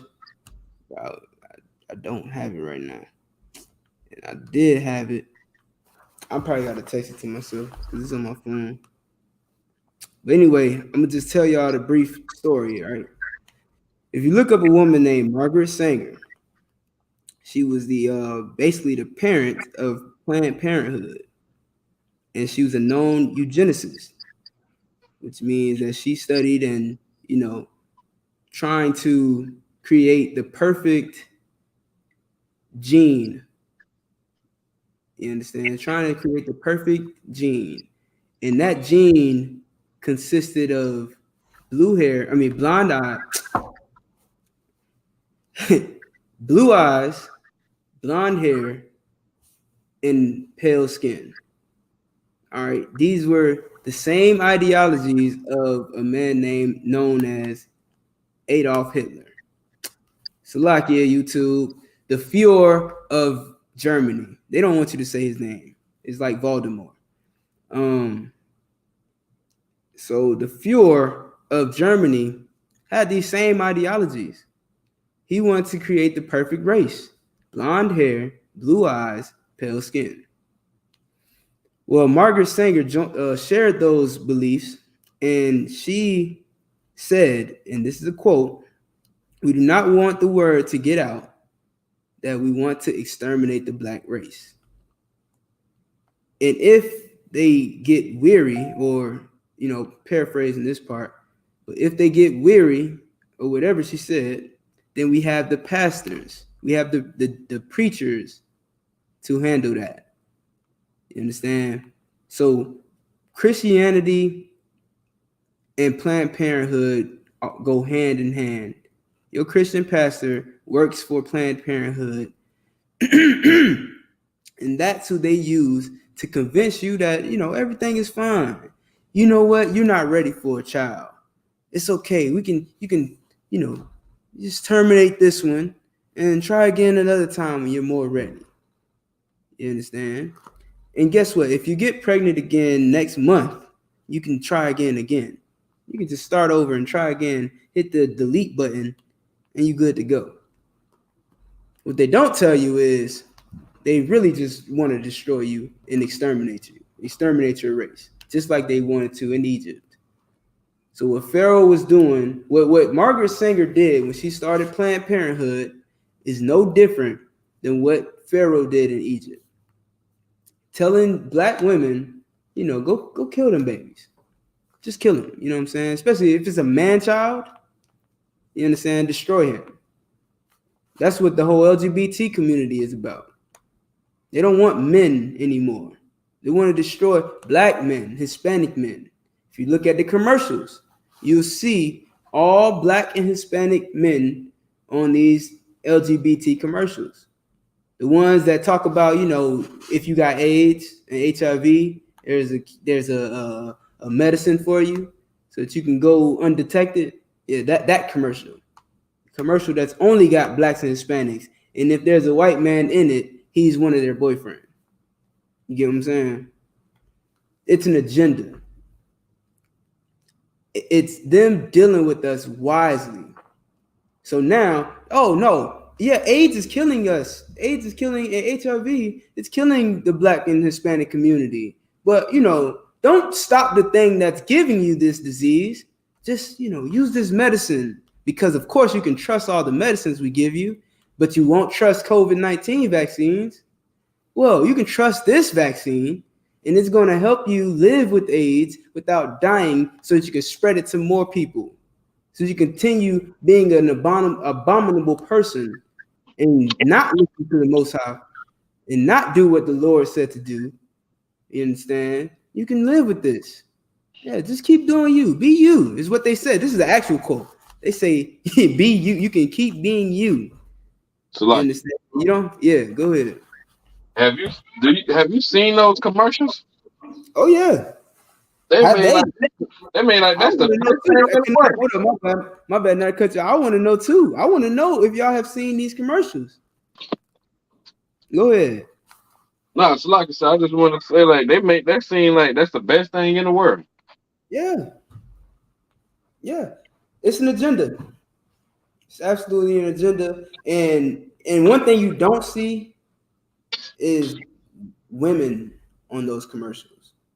Which tells you what? The men are the ones spreading this disease. The men are the ones giving it to each other. Oh yeah, they ain't gonna like me. They ain't gonna like me. They are. Yeah, they gonna cancel me. I'm prepared to lose all of these accounts right now. So like, yeah, I'm gonna have to tell Cap. Yeah, it's probably my fault. We gotta start a new account. Salakia, you know what I'm saying? I'm trying. I'm doing my best. I'm trying to be politically correct for y'all. You know what I mean? I'm changing I said unalived. You know what I'm saying? I didn't say the G word once. I said LGBT. I'm trying. You feel me? Give me a break. So, but they definitely have an agenda. You know what I'm saying? And it's meant to deal wisely with you, lest we multiply.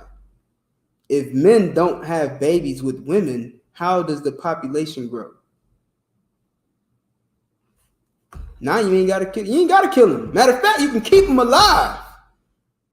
You got a pill that'll keep you alive as long as you don't have sex with women. Don't do it. In that case, we're gonna have to kill you. Salakia, damn. We're gonna have to unalive you. We're gonna have to unalive you, man. You know what I mean? You out there being heterosexual. Listen, damn, I don't mean to keep jumping around on these topics. But another story broke where there was a teacher teaching, or who forced one of her students to change her gender. So at first she was a her, she was a she. And the teacher forced this little girl who's in elementary, forced her into identifying as a boy. And they said and then they said that she went into a depression, you know what I'm saying, and started having suicidal thoughts and stuff like that. You understand? This is an elementary schooler who this teacher manipulated and told her that she was a boy. You understand? And here's the thing. She brought a book to the school. And the books that they bring into these schools is not part of the curriculum. Like, the school picks out books that they want to be part of their curriculum. Well, this teacher brought in a book that she wanted to add to the curriculum. And she taught this book. And these books that they bringing in are teaching about LGBT sexual activities. Like actual sexual activity. You get what I'm saying? Now, I remember a time where you can't teach, you don't teach kids about sexuality no matter what side of the field you playing on. That's how I grew up. You don't talk about sex, they're kids. It's like imagine a kid, imagine showing a child pornography. You get what I'm saying? You would go to jail. You would be locked up. But yet now they can teach children sexual activities that partake with same-sex genders. You not from what I remember, you don't even teach heterosexual sex in school, and unless you get a permission slip from a teacher, from a parent, saying that I'm allowing my child to learn about sex education. That's what they called it, right? They called it sex education, and that was the only time where they taught you about sexual activities. And you had to be at least in middle school. Well, they're teaching your kids, they're teaching your little daughter how to have sex with another girl in elementary. They're teaching your son how to have sex with another little boy in elementary. And it blew my mind because I can't even imagine teaching children the right way to have sex. They're children.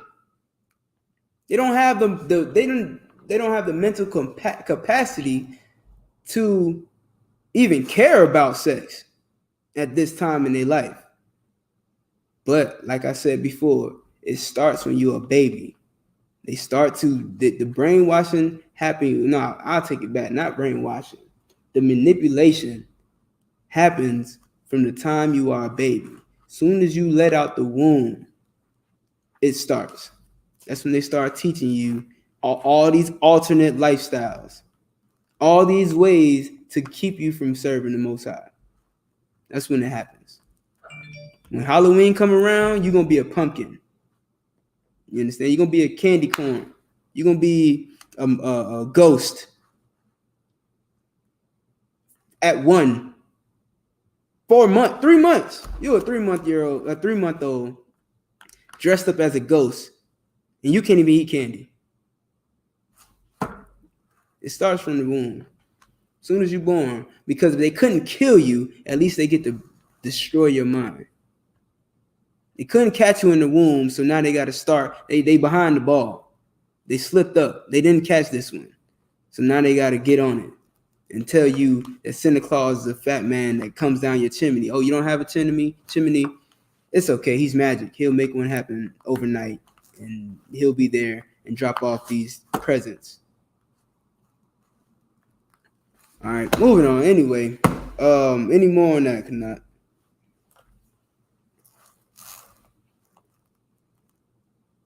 Cannot. Like you say. Mm-hmm. Did we get the what did I ask for? Okay, I was gonna be a singer. All right. Nah, go ahead. Continue reading on? Yeah. Unless you had something. You wanted to bring something up. No, sir. Not at the moment. All right, go ahead. Kind. In the middle of verse 16. But if it be a daughter, then she shall live. Yeah. She can live.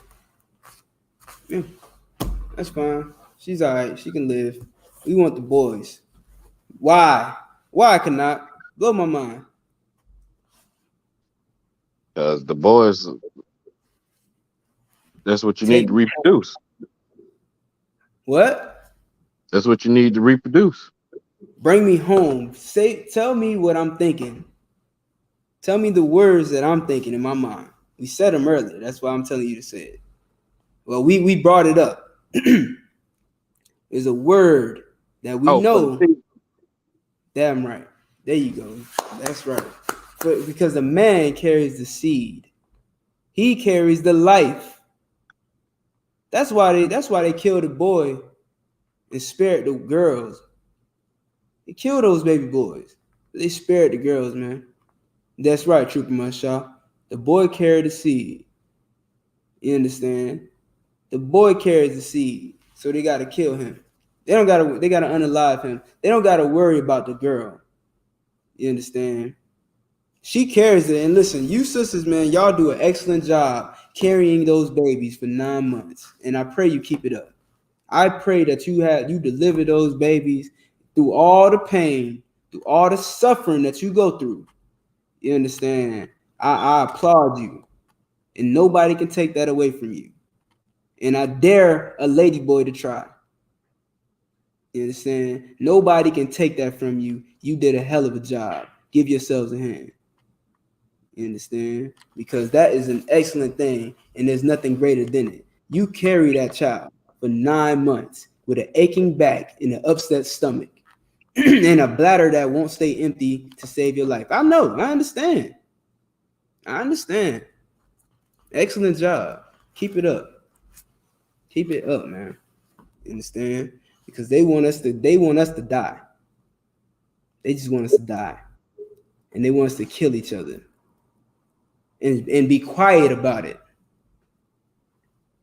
They want to murder us, unalive us, all of that, and want us to be quiet about it. We can't say nothing about it. We can't say I'm tired of being unalived. We can't say I want my children to live. We can't say that I want to be treated like a human being. Well, to hell with them. Christ told us not to go to them in the first place. Christ told us that. He said don't go to them. Go to the lost 12 tribes of the nation of Israel. And that's where you're going to find life. It's where you're going to live. Find the I.S.U.P.K. It's where you're going to live and not die every damn day, man.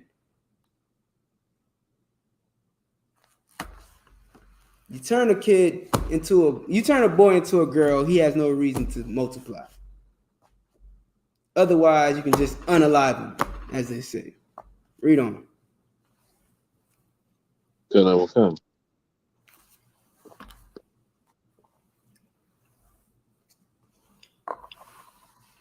But the midwives feared the power. And did not. Give them a hand. What did they do? Read on. My bad. Go ahead. But the midwives feared the power.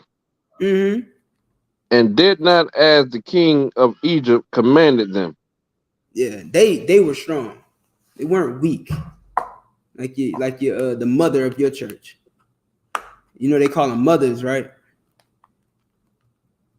God, sir. You know what I'm talking about? Yeah, they call them mothers at church.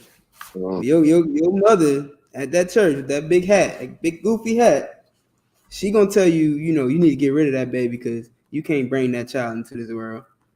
You can't afford no baby. That's what they telling you. You understand? You got school. You gotta stay in school. You gotta finish your classes. You got a career to pursue. You can't manage a baby right now. You got to get rid of that. Oh, the man is the problem. The man ain't nothing. The man is garbage. Oh, you don't need his baby. You need to kick the dust off your feet from him, man. That's what that big hat evil Christian bitch, excuse my language, is saying. Read on. And saved the men children alive. Yeah, they saved those children, man. Give that up. Give them a hand. They saved those men children, man. Which is what we need. We need a good dose of righteousness. We need a good dose of how to love blacks and Hispanics. How dare you come to my black sister and tell her to murder my sons? Man. But nah, they would never in America. Not unless they're in the UPK. Nah. In America, them Hebrew midwives, they taking them babies out. They snipping them up. Hell, they don't need the midwives no more. He's gonna convince the woman herself to do it.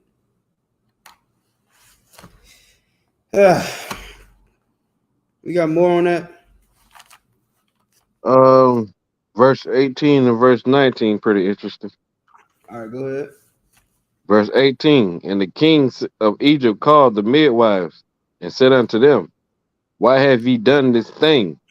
And have saved the men children alive. Why would you do that? Why would you save these niggers? Why would you do that? Huh? Go ahead. And the midwife said unto the Pharaoh, because the Hebrew women are not as the Egyptian women. Damn. Yeah, man. Hey, listen, man. Y'all gonna understand this Bible, man. One of these days, y'all gonna understand this Bible, man. Read that again, Kanat, and break it down for me if you could. Tell me what this is talking about. I don't know. I'm an idiot, and I don't understand anything. Salaki said that ain't even the good part, though. All right. So what should I do? Should we break it down? Should we break this part down, or should we just continue and break it all down? Salaki, so if I may, let's just continue and break it all down because they go hand in hand. Say less, man. Say less, Truthie. You got it. Go ahead. Concert. Verse 19. And the midwife said unto Pharaoh, because the Hebrew women are not as the Egyptian women, for they are lively. Wait, Slacking. Hold on, my bad. Read it again. And the midwife said unto the Pharaoh, because the Hebrew women are not as the Egyptian women, for they are lively. But they are lively. Read on. It's like, sir, can we break it down? Yeah, if you want. All right, I thought you wanted to read the whole. All right, go ahead. You want me to break it down though? I want to take a shot at it. Okay, go ahead. Oh, because the way it was saying, like they ain't as the Egyptian women, meaning that our sisters was putting up a fight, even on their birth bed. Like when they just got finished giving birth, and they knew that their baby was being harmed or what could possibly be killed, they put up a fight. Yeah. You ever seen the people in the hospital? Hold on. You jumping the gun a little bit though. Like bring me all the way back. You understand? To where it says that they not like them, because that's a heavy part. You know what I'm saying? Right. It's and the midwife said unto the Pharaoh, because the Hebrew women are not as the Egyptian women. Like they didn't just light her and let their kids be destroyed. Only reason why I say that because it said for they are lively. Yeah, yes. Okay, but I wouldn't break it down like, because you got, all right, so the reason why I wouldn't say that, I wouldn't use that to break that down is because they wasn't told to kill none of the unalive none of the Egyptian women's babies. So it's like you can't compare them because there's nothing to compare. It's like we was told to do this to these women.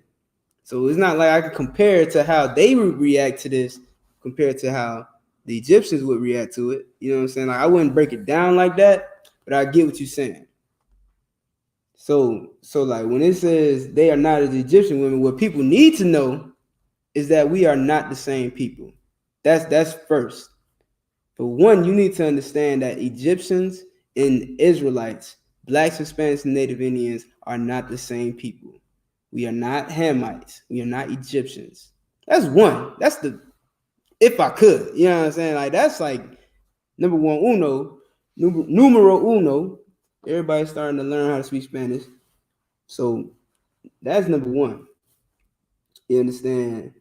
Where we at now? And said unto them, why have you done this thing and have saved the men children alive?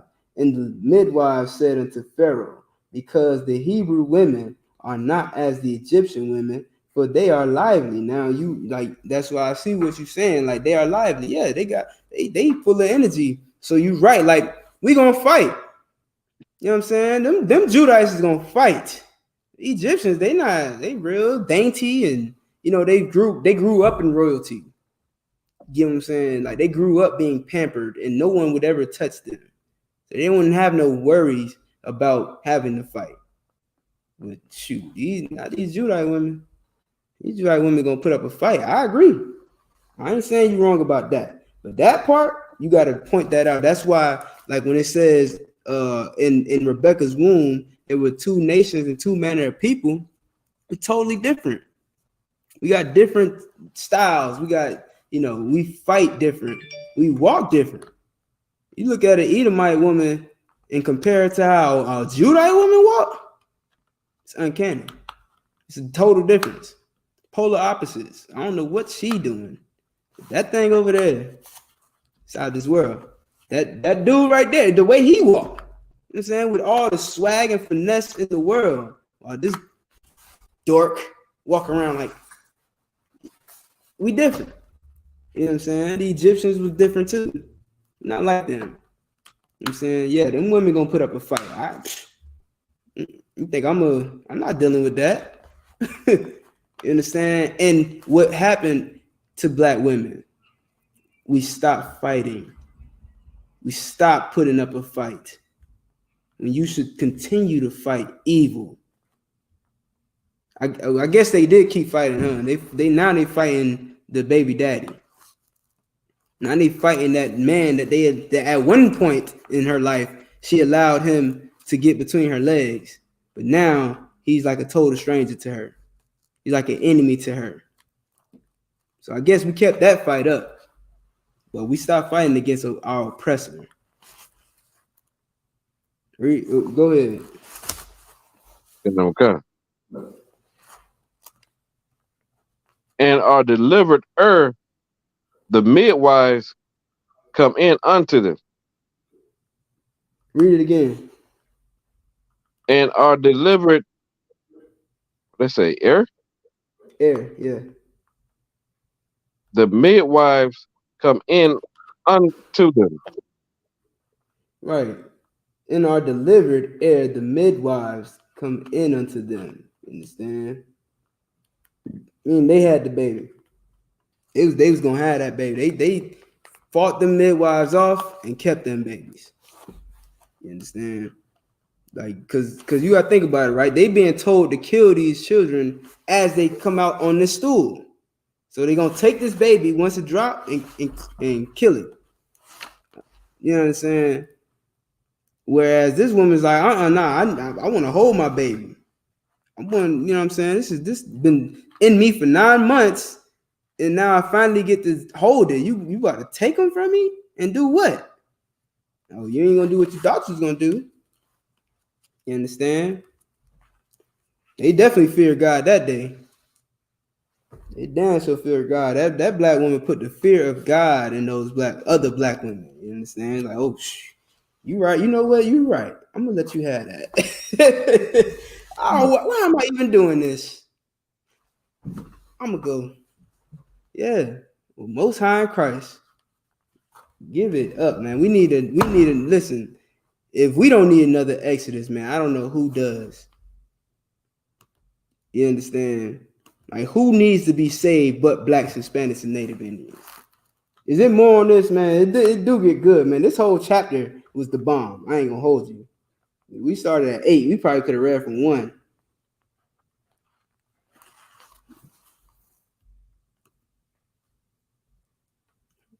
Verse 12 says, therefore the power dwelt well with the midwives, and the people multiplied and very mighty. Yeah, man. Yeah. That's the moral of the story. You don't off your babies, and you're gonna grow mighty. You're gonna grow mighty, and what else? Multiply and wax very mighty. Yeah.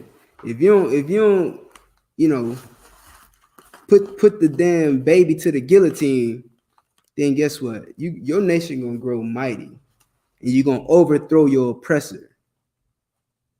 That's the moral of the story. Drop that. Let me get Acts 2 and 5 real quick.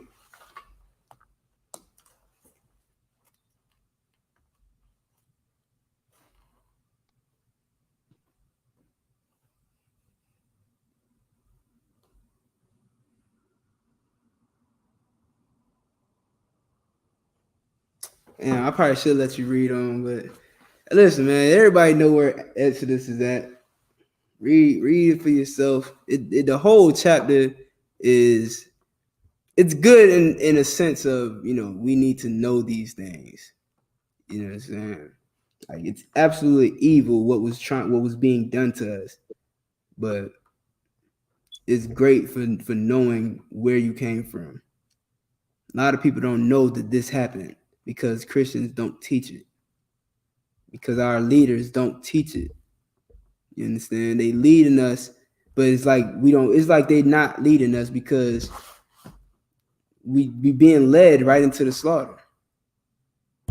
You did this to us. You deserve to be held accountable.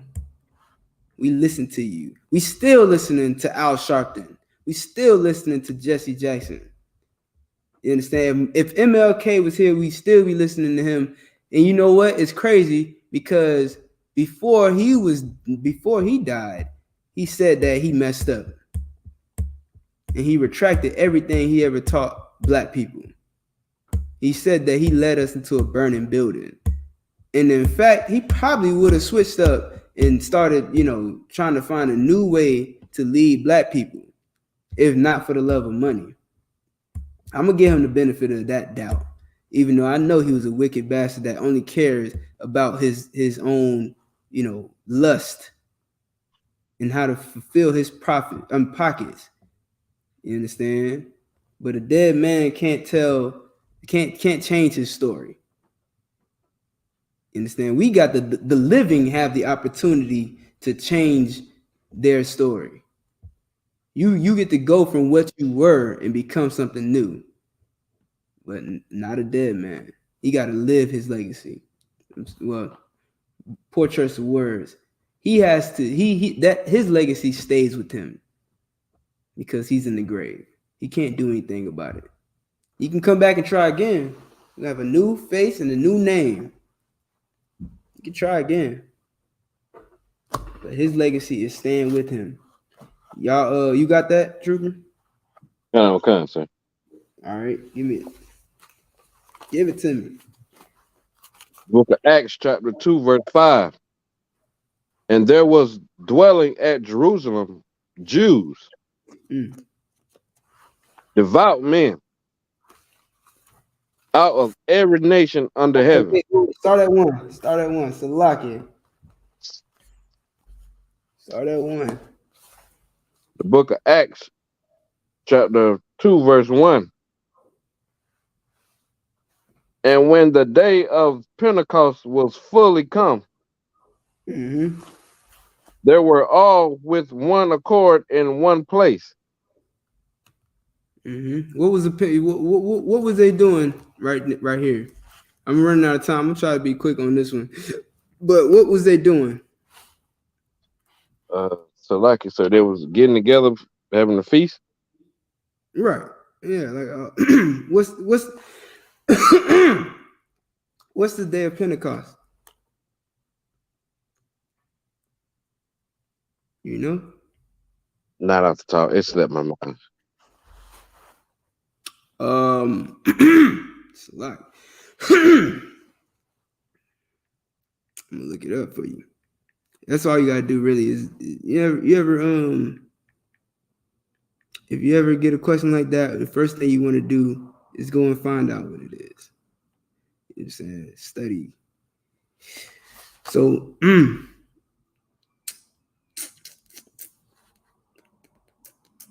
what I usually do is I go to the BLB, right? And I'll get that word. Sometimes what'll happen is you'll find that word in other verses, and then they'll give you context. If not, then you go to the direct word and you get the Strong's number, and you find out what does it mean. right? So right here is G404. It's a Greek word. That's what the G stands for. And it's Pentecoste. All right. Pentecost, the 50th day. That's what the word penta means 5. So it's the 50th day, Pentecost. It says the second of 3 great Jewish feasts celebrated at Jerusalem yearly, the 7th week after the Passover, in grateful recognition. The 7th week after Passover. You know what the 7th week after Passover is? What comes after Passover? Damn, what's up with the AC? You muted if you're talking up. Said what come after Passover? Yes. What, the Day of Atonement? Yes. Wait, hold up. Salakia. Wait, nah, I'm confused. Hold on. Let me make sure. But it's 7th week.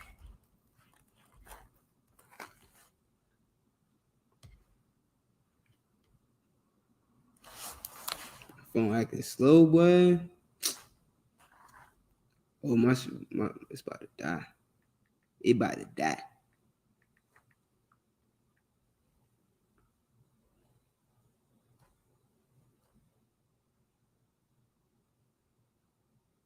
It about to die. Salaki, you said the Day of Atonement. You said. I thought it was. Okay. Is that right after? Is that right after the Passover? Like I said, I thought it was. So. All right, you got the calendar, the holiday calendar. All right, no sweat. Hold on 1 second.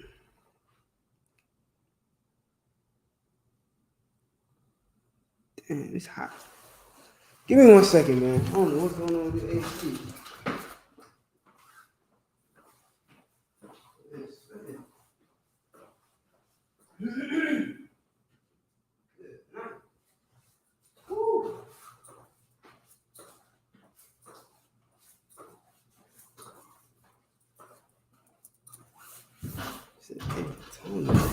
I thought it was I'm thinking dang, what is it called? What's it called? The Feast of Tabernacles. But I could be wrong now that I think about it.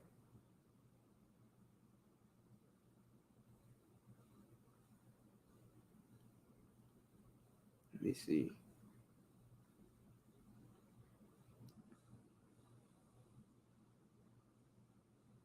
All right, I'm gonna have to go get that because now that I think about it, I'm unsure.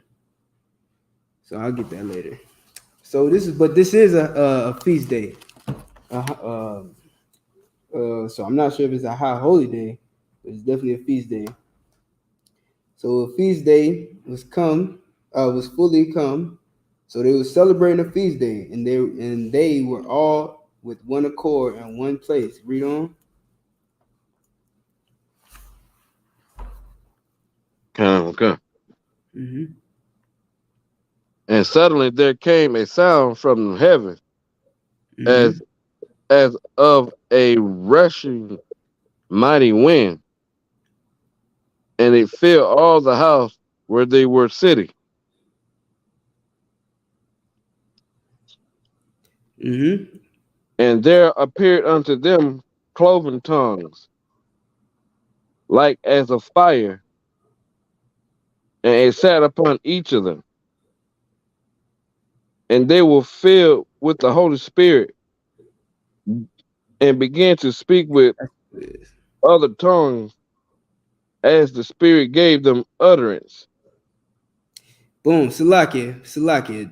Yeah, it was it's the Feast of First Fruits. That's what it is. Yeah, it's the Feast of First Fruits. It lasts 50 days. And you celebrate the 50th day. Yep. All right, so continue. So they were celebrating the Feast of First Fruits, which is the time when you come and bring all your fruits into the most, or everything that is valuable that you've produced over the year. Everything that you've produced over the year, you bring it to the Most High as an offering. All right, read on. Kind. And there were dwelling in Jerusalem Jews, devout men, out of every nation under heaven.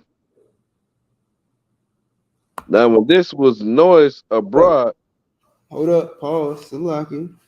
You understand? They were what? Hold on, read four again, Baba Kasha. Kind. And they were all filled with the Holy Spirit and began to speak with other tongues as the Spirit. What does that mean? What does that mean, Warrior? Different languages. Feast of first. Oh yeah. Also, Shah put it in the comments. Feast of first fruits, the water, sir. Yeah, Mashah too. Y'all on it. The water for being here. You said so. What does it mean to speak with other tongues? To speak in different language. Right. You understand? Not that stuff that they do in the Christian church where they speak in gibberish. Nobody understands that. You understand? There's nothing spiritual about what you're doing. You just acting a fool. Something you taught us not to do. I thought they taught us not to act a fool. You better not come in here acting fools in this damn church. I wonder where I get it from. Running around here like you a chicken with his head cut off. But you telling me not to come in and act a fool. All right. Continue. Come. Verse 5. Hold on, no, you finish verse 4. Oh, okay. And as the Spirit gave them utterance. Right, yeah, exactly. Like I said, that's the Spirit. That speaking in other tongues, speaking in your brother's tongue. You understand? You speaking, that's what we doing. This Passover, we're gonna be all speaking Spanish and Creole in whatever other language to speak with our brothers and sisters, man. That's what we're gonna be doing in this Passover. That's what we're gonna be doing at the unleavened bread and at the Feast of First Fruits. We're gonna be speaking in other tongues, communicating with our brothers and sisters so that they can understand us, not so they can look baffled and not know what the hell we saying. We speaking in their language so they can understand us. Keep in mind, this is the book of Acts. He used to tell you, Paul was sending his brothers, the men that was under him out to gather brothers and sisters from all over the world, from all different places, all different walks of life. You understand? These brothers and sisters are from all over the world. You know what I'm saying? There are Black and Hispanic people that's living in Greece. There are Black and Hispanic people that are living in Italy. There are Black and Hispanic people that's living in Asia. There's Black and Hispanic people that's living in Africa. And these brothers are going out and they're gathering them together so they can keep the Feast of First Fruits, which is exactly what Commander General YAHANNA is doing to this day. Getting all of these brothers from all around the world to come together in one building, and you got something to say about it.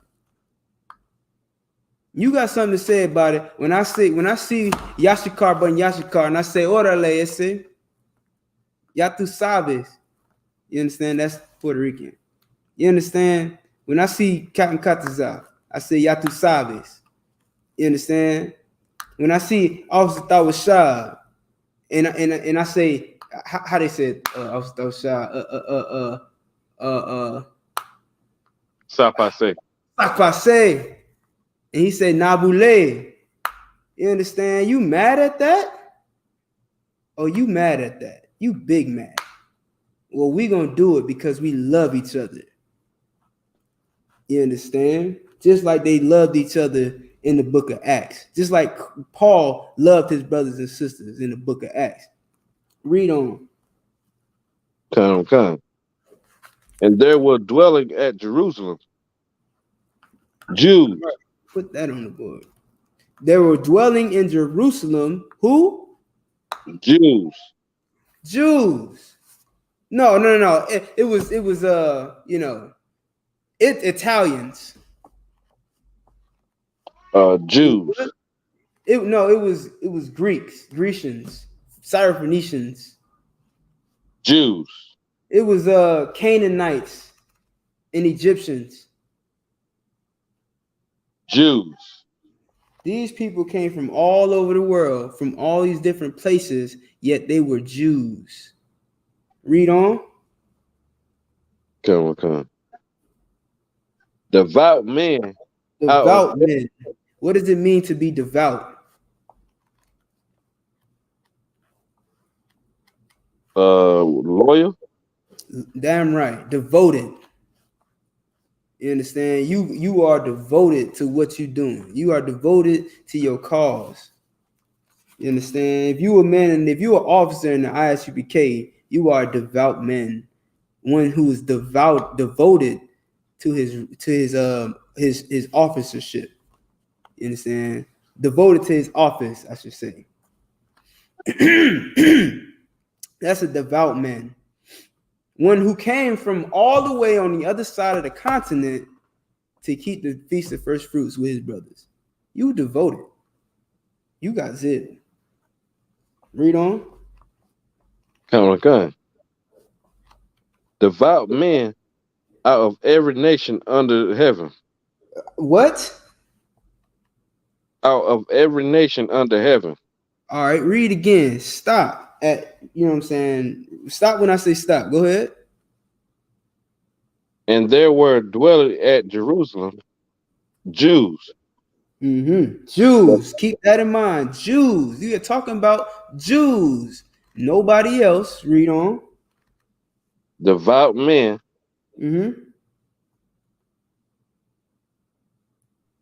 Go ahead. Out of every nation. Stop. Out of. Out of. See, Christians read this and they think, you see, they totally bypass the fact that it's talking about Jews. And they say, you see, these were people from all nations, from every nation. So everybody was here. See, you don't know what you're talking about, Itazar. I just cut you. Yeah, he stole that from I.S.U.P.K as well. But that's what they're going to tell you. They're going to tell you that you cut now because it says out of every nation. Yeah, who's out of, first of all, it's saying out of the nation. Who's coming out of this nation? The people that Christ sent Paul to get out of those nations, man. The people who he sent to get out of America, out of Egypt, out of Asia, out of wherever you are, man, to come into Jerusalem and keep the Lord's Passover, keep the Lord's Feast of Unleavened Bread, keep the Lord's Feast of First Fruit, and all of our high holy days and feast days, man. Zephaniah 2:1 says, come out of her. What do you think that's talking about, man? It's talking about, Acts is talking about the same exact thing. Us coming out of our captivities. Coming away from America. It's the same thing that Moses tried to get Pharaoh to do. He just, hey man, we just want to serve our Lord for a few days and we'll be, you know what I'm saying, we'll be right back. And Pharaoh ain't want to do it. You understand? And God killed Salaki. I love the word killed. I don't know why you want to take it from me. The Lord unalived the firstborn of everything in Egypt because he wouldn't let us serve him. He wouldn't let us do the things that he commanded us to do. And that's what's going to happen again, man. They say history repeats itself. Well, this is prophecy, so it's bound to happen. You understand? There were devout men out of, read on. Okay. Every nation under. Go ahead. Now, when this was, All right, so like, nah, that's it. We can drop that. All right, real quick, give me Amos 3:1. It says, "Out of every nation under heaven," man. Meaning what? We're scattered across the four corners of the earth, man. There's Israelites in every land known to man, and some of them that we don't know of. And you know what? I pray that our oppressor does not find them wherever they are. I pray that we find them before he does, because we've seen how that goes. We've seen what happens when your oppressor discovers the land. We've seen it. I pray that he never discovers wherever my brothers are hidden. I pray I discover the land before he does. Read, Baba Kusha. Like you said, I'm trying to get that.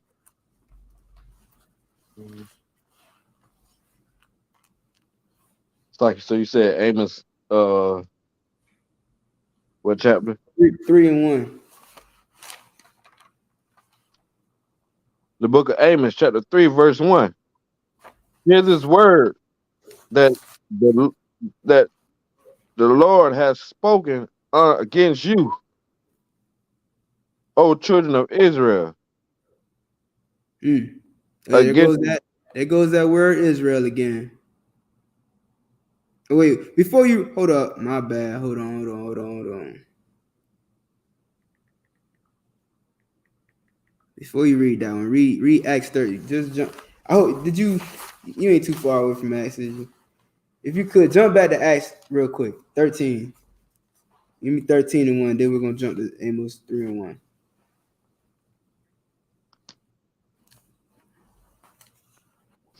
And then we're gonna end it because we're 15 minutes over the time.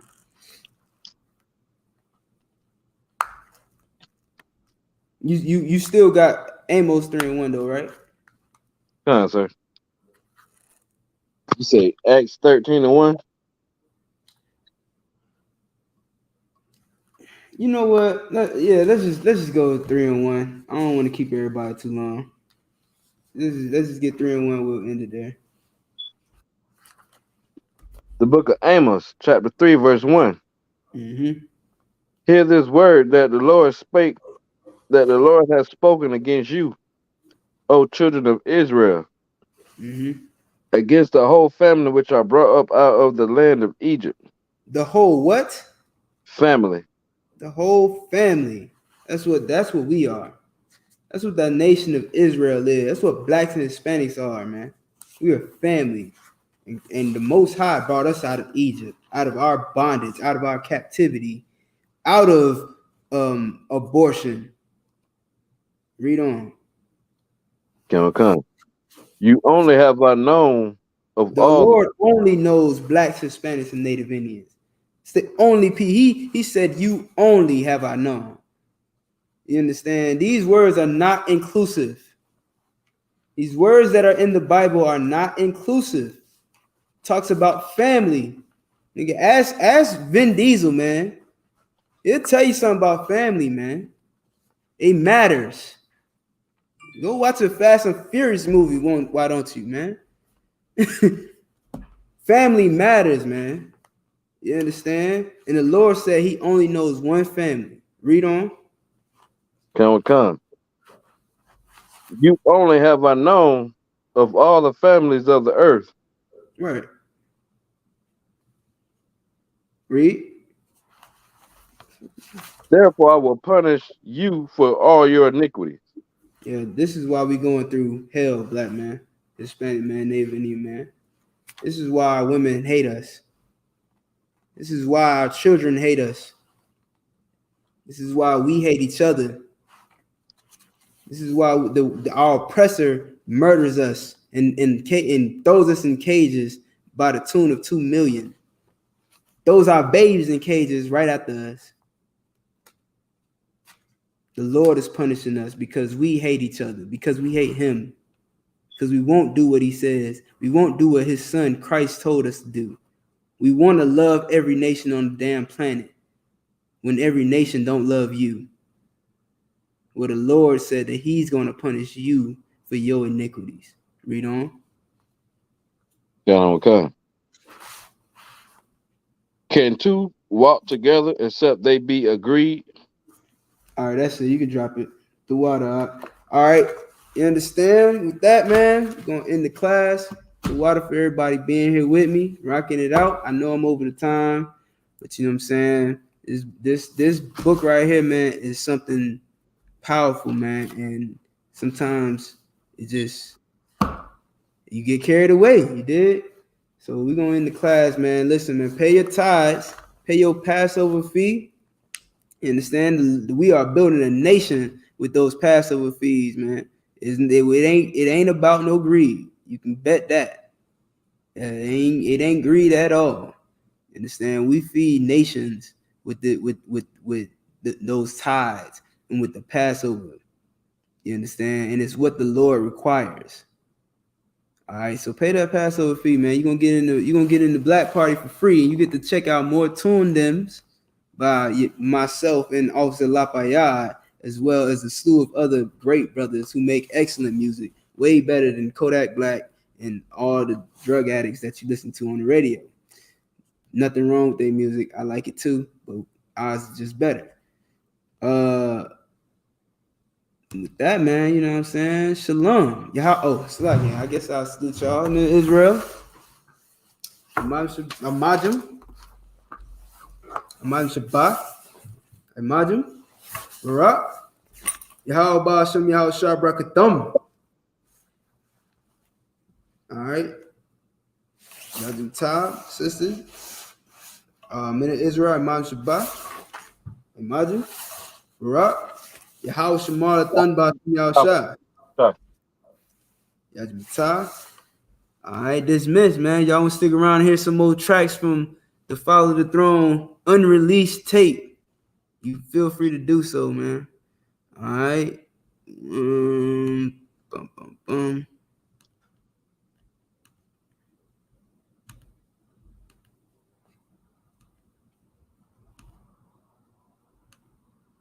I remember I first started DJing. Pop told me that I needed to get a real job. I said, Pop, who you gonna make $50 an hour? Better recognize what's fake, nigga, in reality. The whole hood rock when they hear this on the street. I remember I first started DJing. Pop told me that I needed to get a real job. I said, Pop, who you gonna make $50 an hour? Now we bossed up, making real boss moves. He smiled every time he hit me on the airwaves. That's what we call bossed up. I grew up a fucking screw up. Got introduced to the game, twist my fingers and fucking threw up. It's a movement. I grew up a fucking screw up. Got introduced to the game, twist my fingers and fucking threw up. On the block just for the come up. We doing anything not to sleep on our dreams, and that's by any means necessary. You got a plan to be legendary. Hustle hard so bad times are just temporary. Even though the road is dark and can be very scary, you gotta see what they can't see. Visionary. You out here trying to change the game, so yeah, your people gonna say that you change. Characters not the same. If you want the world to remember your name, keep it off a t-shirt and just switch up your lane. The gears change when your drive is to be better than the competition. Keep your ambition, fuck the world as we switching positions. Don't be afraid to take a loss, that's just a part of the cost. Hustle so hard you gotta fire your boss, cause that's a boss move. The work of a hustler is never done. They gon' see you change when you level up. Sometimes when you on the grind, you gotta leave all things behind and do what bosses do. View what the bosses view. You gotta sacrifice if you wanna move like bosses do. I had a talk with myself and I finally listened. Death around the corner, but success is in the distance. Hustle harder with persistence, this what niggas missing. You waiting, it ain't coming, then you got to go and get it. Pay it a visit, pull up on it. Don't fold under pressure, boss up in them tough moments. Big Ray and Butter, what's some bosses, may they rise again. Oh yeah, we took a couple losses, now it's time to win. Back on my grind again, they got to give me mine. You got to jump some hurdles just to reach the finish line. I went from trying to get the block to now the city's mine. I want the world cause I could lose my life at any time. And I ain't scared of that, cause I'm ahead of that. Knowing I can't take everybody where I'm headed at. Start from the bottom, hard work paying off. Went from the middleman to being the boss, now that's a boss move. The work of a hustler is never done. They gon' see you change when you level up. Sometimes when you on the grind, you gotta leave all things behind and do what bosses do. View what the bosses view. You gotta sacrifice if you wanna move I gotta grind so I can shine. And I ain't stopping till my name is on the dotted line. And I ain't stopping till I'm whole to get a piece of mind. And I ain't stopping till them angels say I'm out of time. Perfect precision, another dimension. Rising to the top of mountains, I'm talking ascension. And ain't no shortage of them haters proceed with intention. Do what's best for you, and damn, I neglected to mention. Niggas gon' hate on you, silly bitches gon' flake on you. A lot of heavy lifting, stop thinking people gon' wait on you. First we all agreed, and now everybody debating you, berating you, looking for reasons to lose faith in you. But that's the life, all the way to the top. Niggas gotta pay for tickets on this flight, and it's non-stop. So I'ma win and I'ma brush across the loss, cause if I get on the floor, I lost, cause I'm a boss. The hustler is never there. They gon' say you change when you level up. Sometimes when you on the grind, you gotta leave all things behind and do what bosses do. Do what the bosses do. You gotta sacrifice if you wanna move like bosses move. Yeah, gotta be ready to make that boss move, man. Talk to him. Can't be standing still. Can't be waiting on nobody. You gotta have that boss's view. You gotta see what the bosses see. Yeah. You gotta view it how the bosses view it. Ain't no sense in standing around and waiting. You know what I mean? You know what I'm talking about? Major shout out to Captain Shawar. Lost Tribes. Shout out to I.S.U.P.K, Florida. DJ Rick Rule. If anyone would like to become a trooper, no cowards. Start by wearing all black boots, and no excuses, man. Headbands or scarves. With that, we say Amajim. Black headband, scarf, and some black jeans. Black shirt, black boots, or some black reeds. I be in that all black with a black team. Black man, black strap, black everything. Black strap, black. That's a black ass fat, black, and that's a black ass fat. Black on the scene, you know who I be. I'm black with a vengeance, nigga, I want everything. Black is my blood type, I got black all in my jeans. That's why black bitches love me, they be trying to steal my jeans. I ain't got no C's, that bitch Billie Jean. Why they be gassing me up like some chili beans in a black SUV, picking up the VIP. You can't see in with the window black like limousines, and we strapped to the teeth. No, you can't intervene. So rock 12 and 10, never trust your enemies. That's some soldier shit. That's why your preacher never showed you this. We be catching bodies, y'all be catching Holy Ghost and shit. If you gon' cross the line, nigga, cross the line. Then me and my soldiers well equipped, shit can get violent. I ain't get my rank for nothing. I had to put time in. I got it out all black and study my man in my black headband, scarf, and some black jeans. Black shirt, black boots, or some black reeds. I be in that all black with a black team. Black man, black strap, black everything. Black strap, black. That's a black ass fat. Black, and that's a black ass fat. Now am I right or wrong? Niggas should love their own. Should've been that way all along. It shouldn't take a song, but niggas carry on. They don't forgot the code. They rather make these crackers love their ass. What the fuck these niggas on? I was taught to never be deceived by the heart. Then I was taught to never deviate from what was taught. These Breakfast Club niggas sweeter than a Pop-Tart. And Charlamagne the God. Don't make me start. These niggas playing games. I'ma show you how to start. Turning men into soldiers with cause became an art. Had to lead a Christian church way back, cause it's the mark. You can't fool me with that white Jesus. My king dark. Wake up in the morning and I need my coffee black. Turn around and kiss my bitch the morning and she black. Told her I'ma go and get this money, I'll be black. And this ain't no cap, you can even ask Cap. I be in that all black headband, scarf, and some black jeans. Black shirt, black boots, or some black reeds. I be in that all black with a black team. Black man, black strap, black everything. Black strap, black. That's a black ass fat. Black. Go to UPKFLwear.com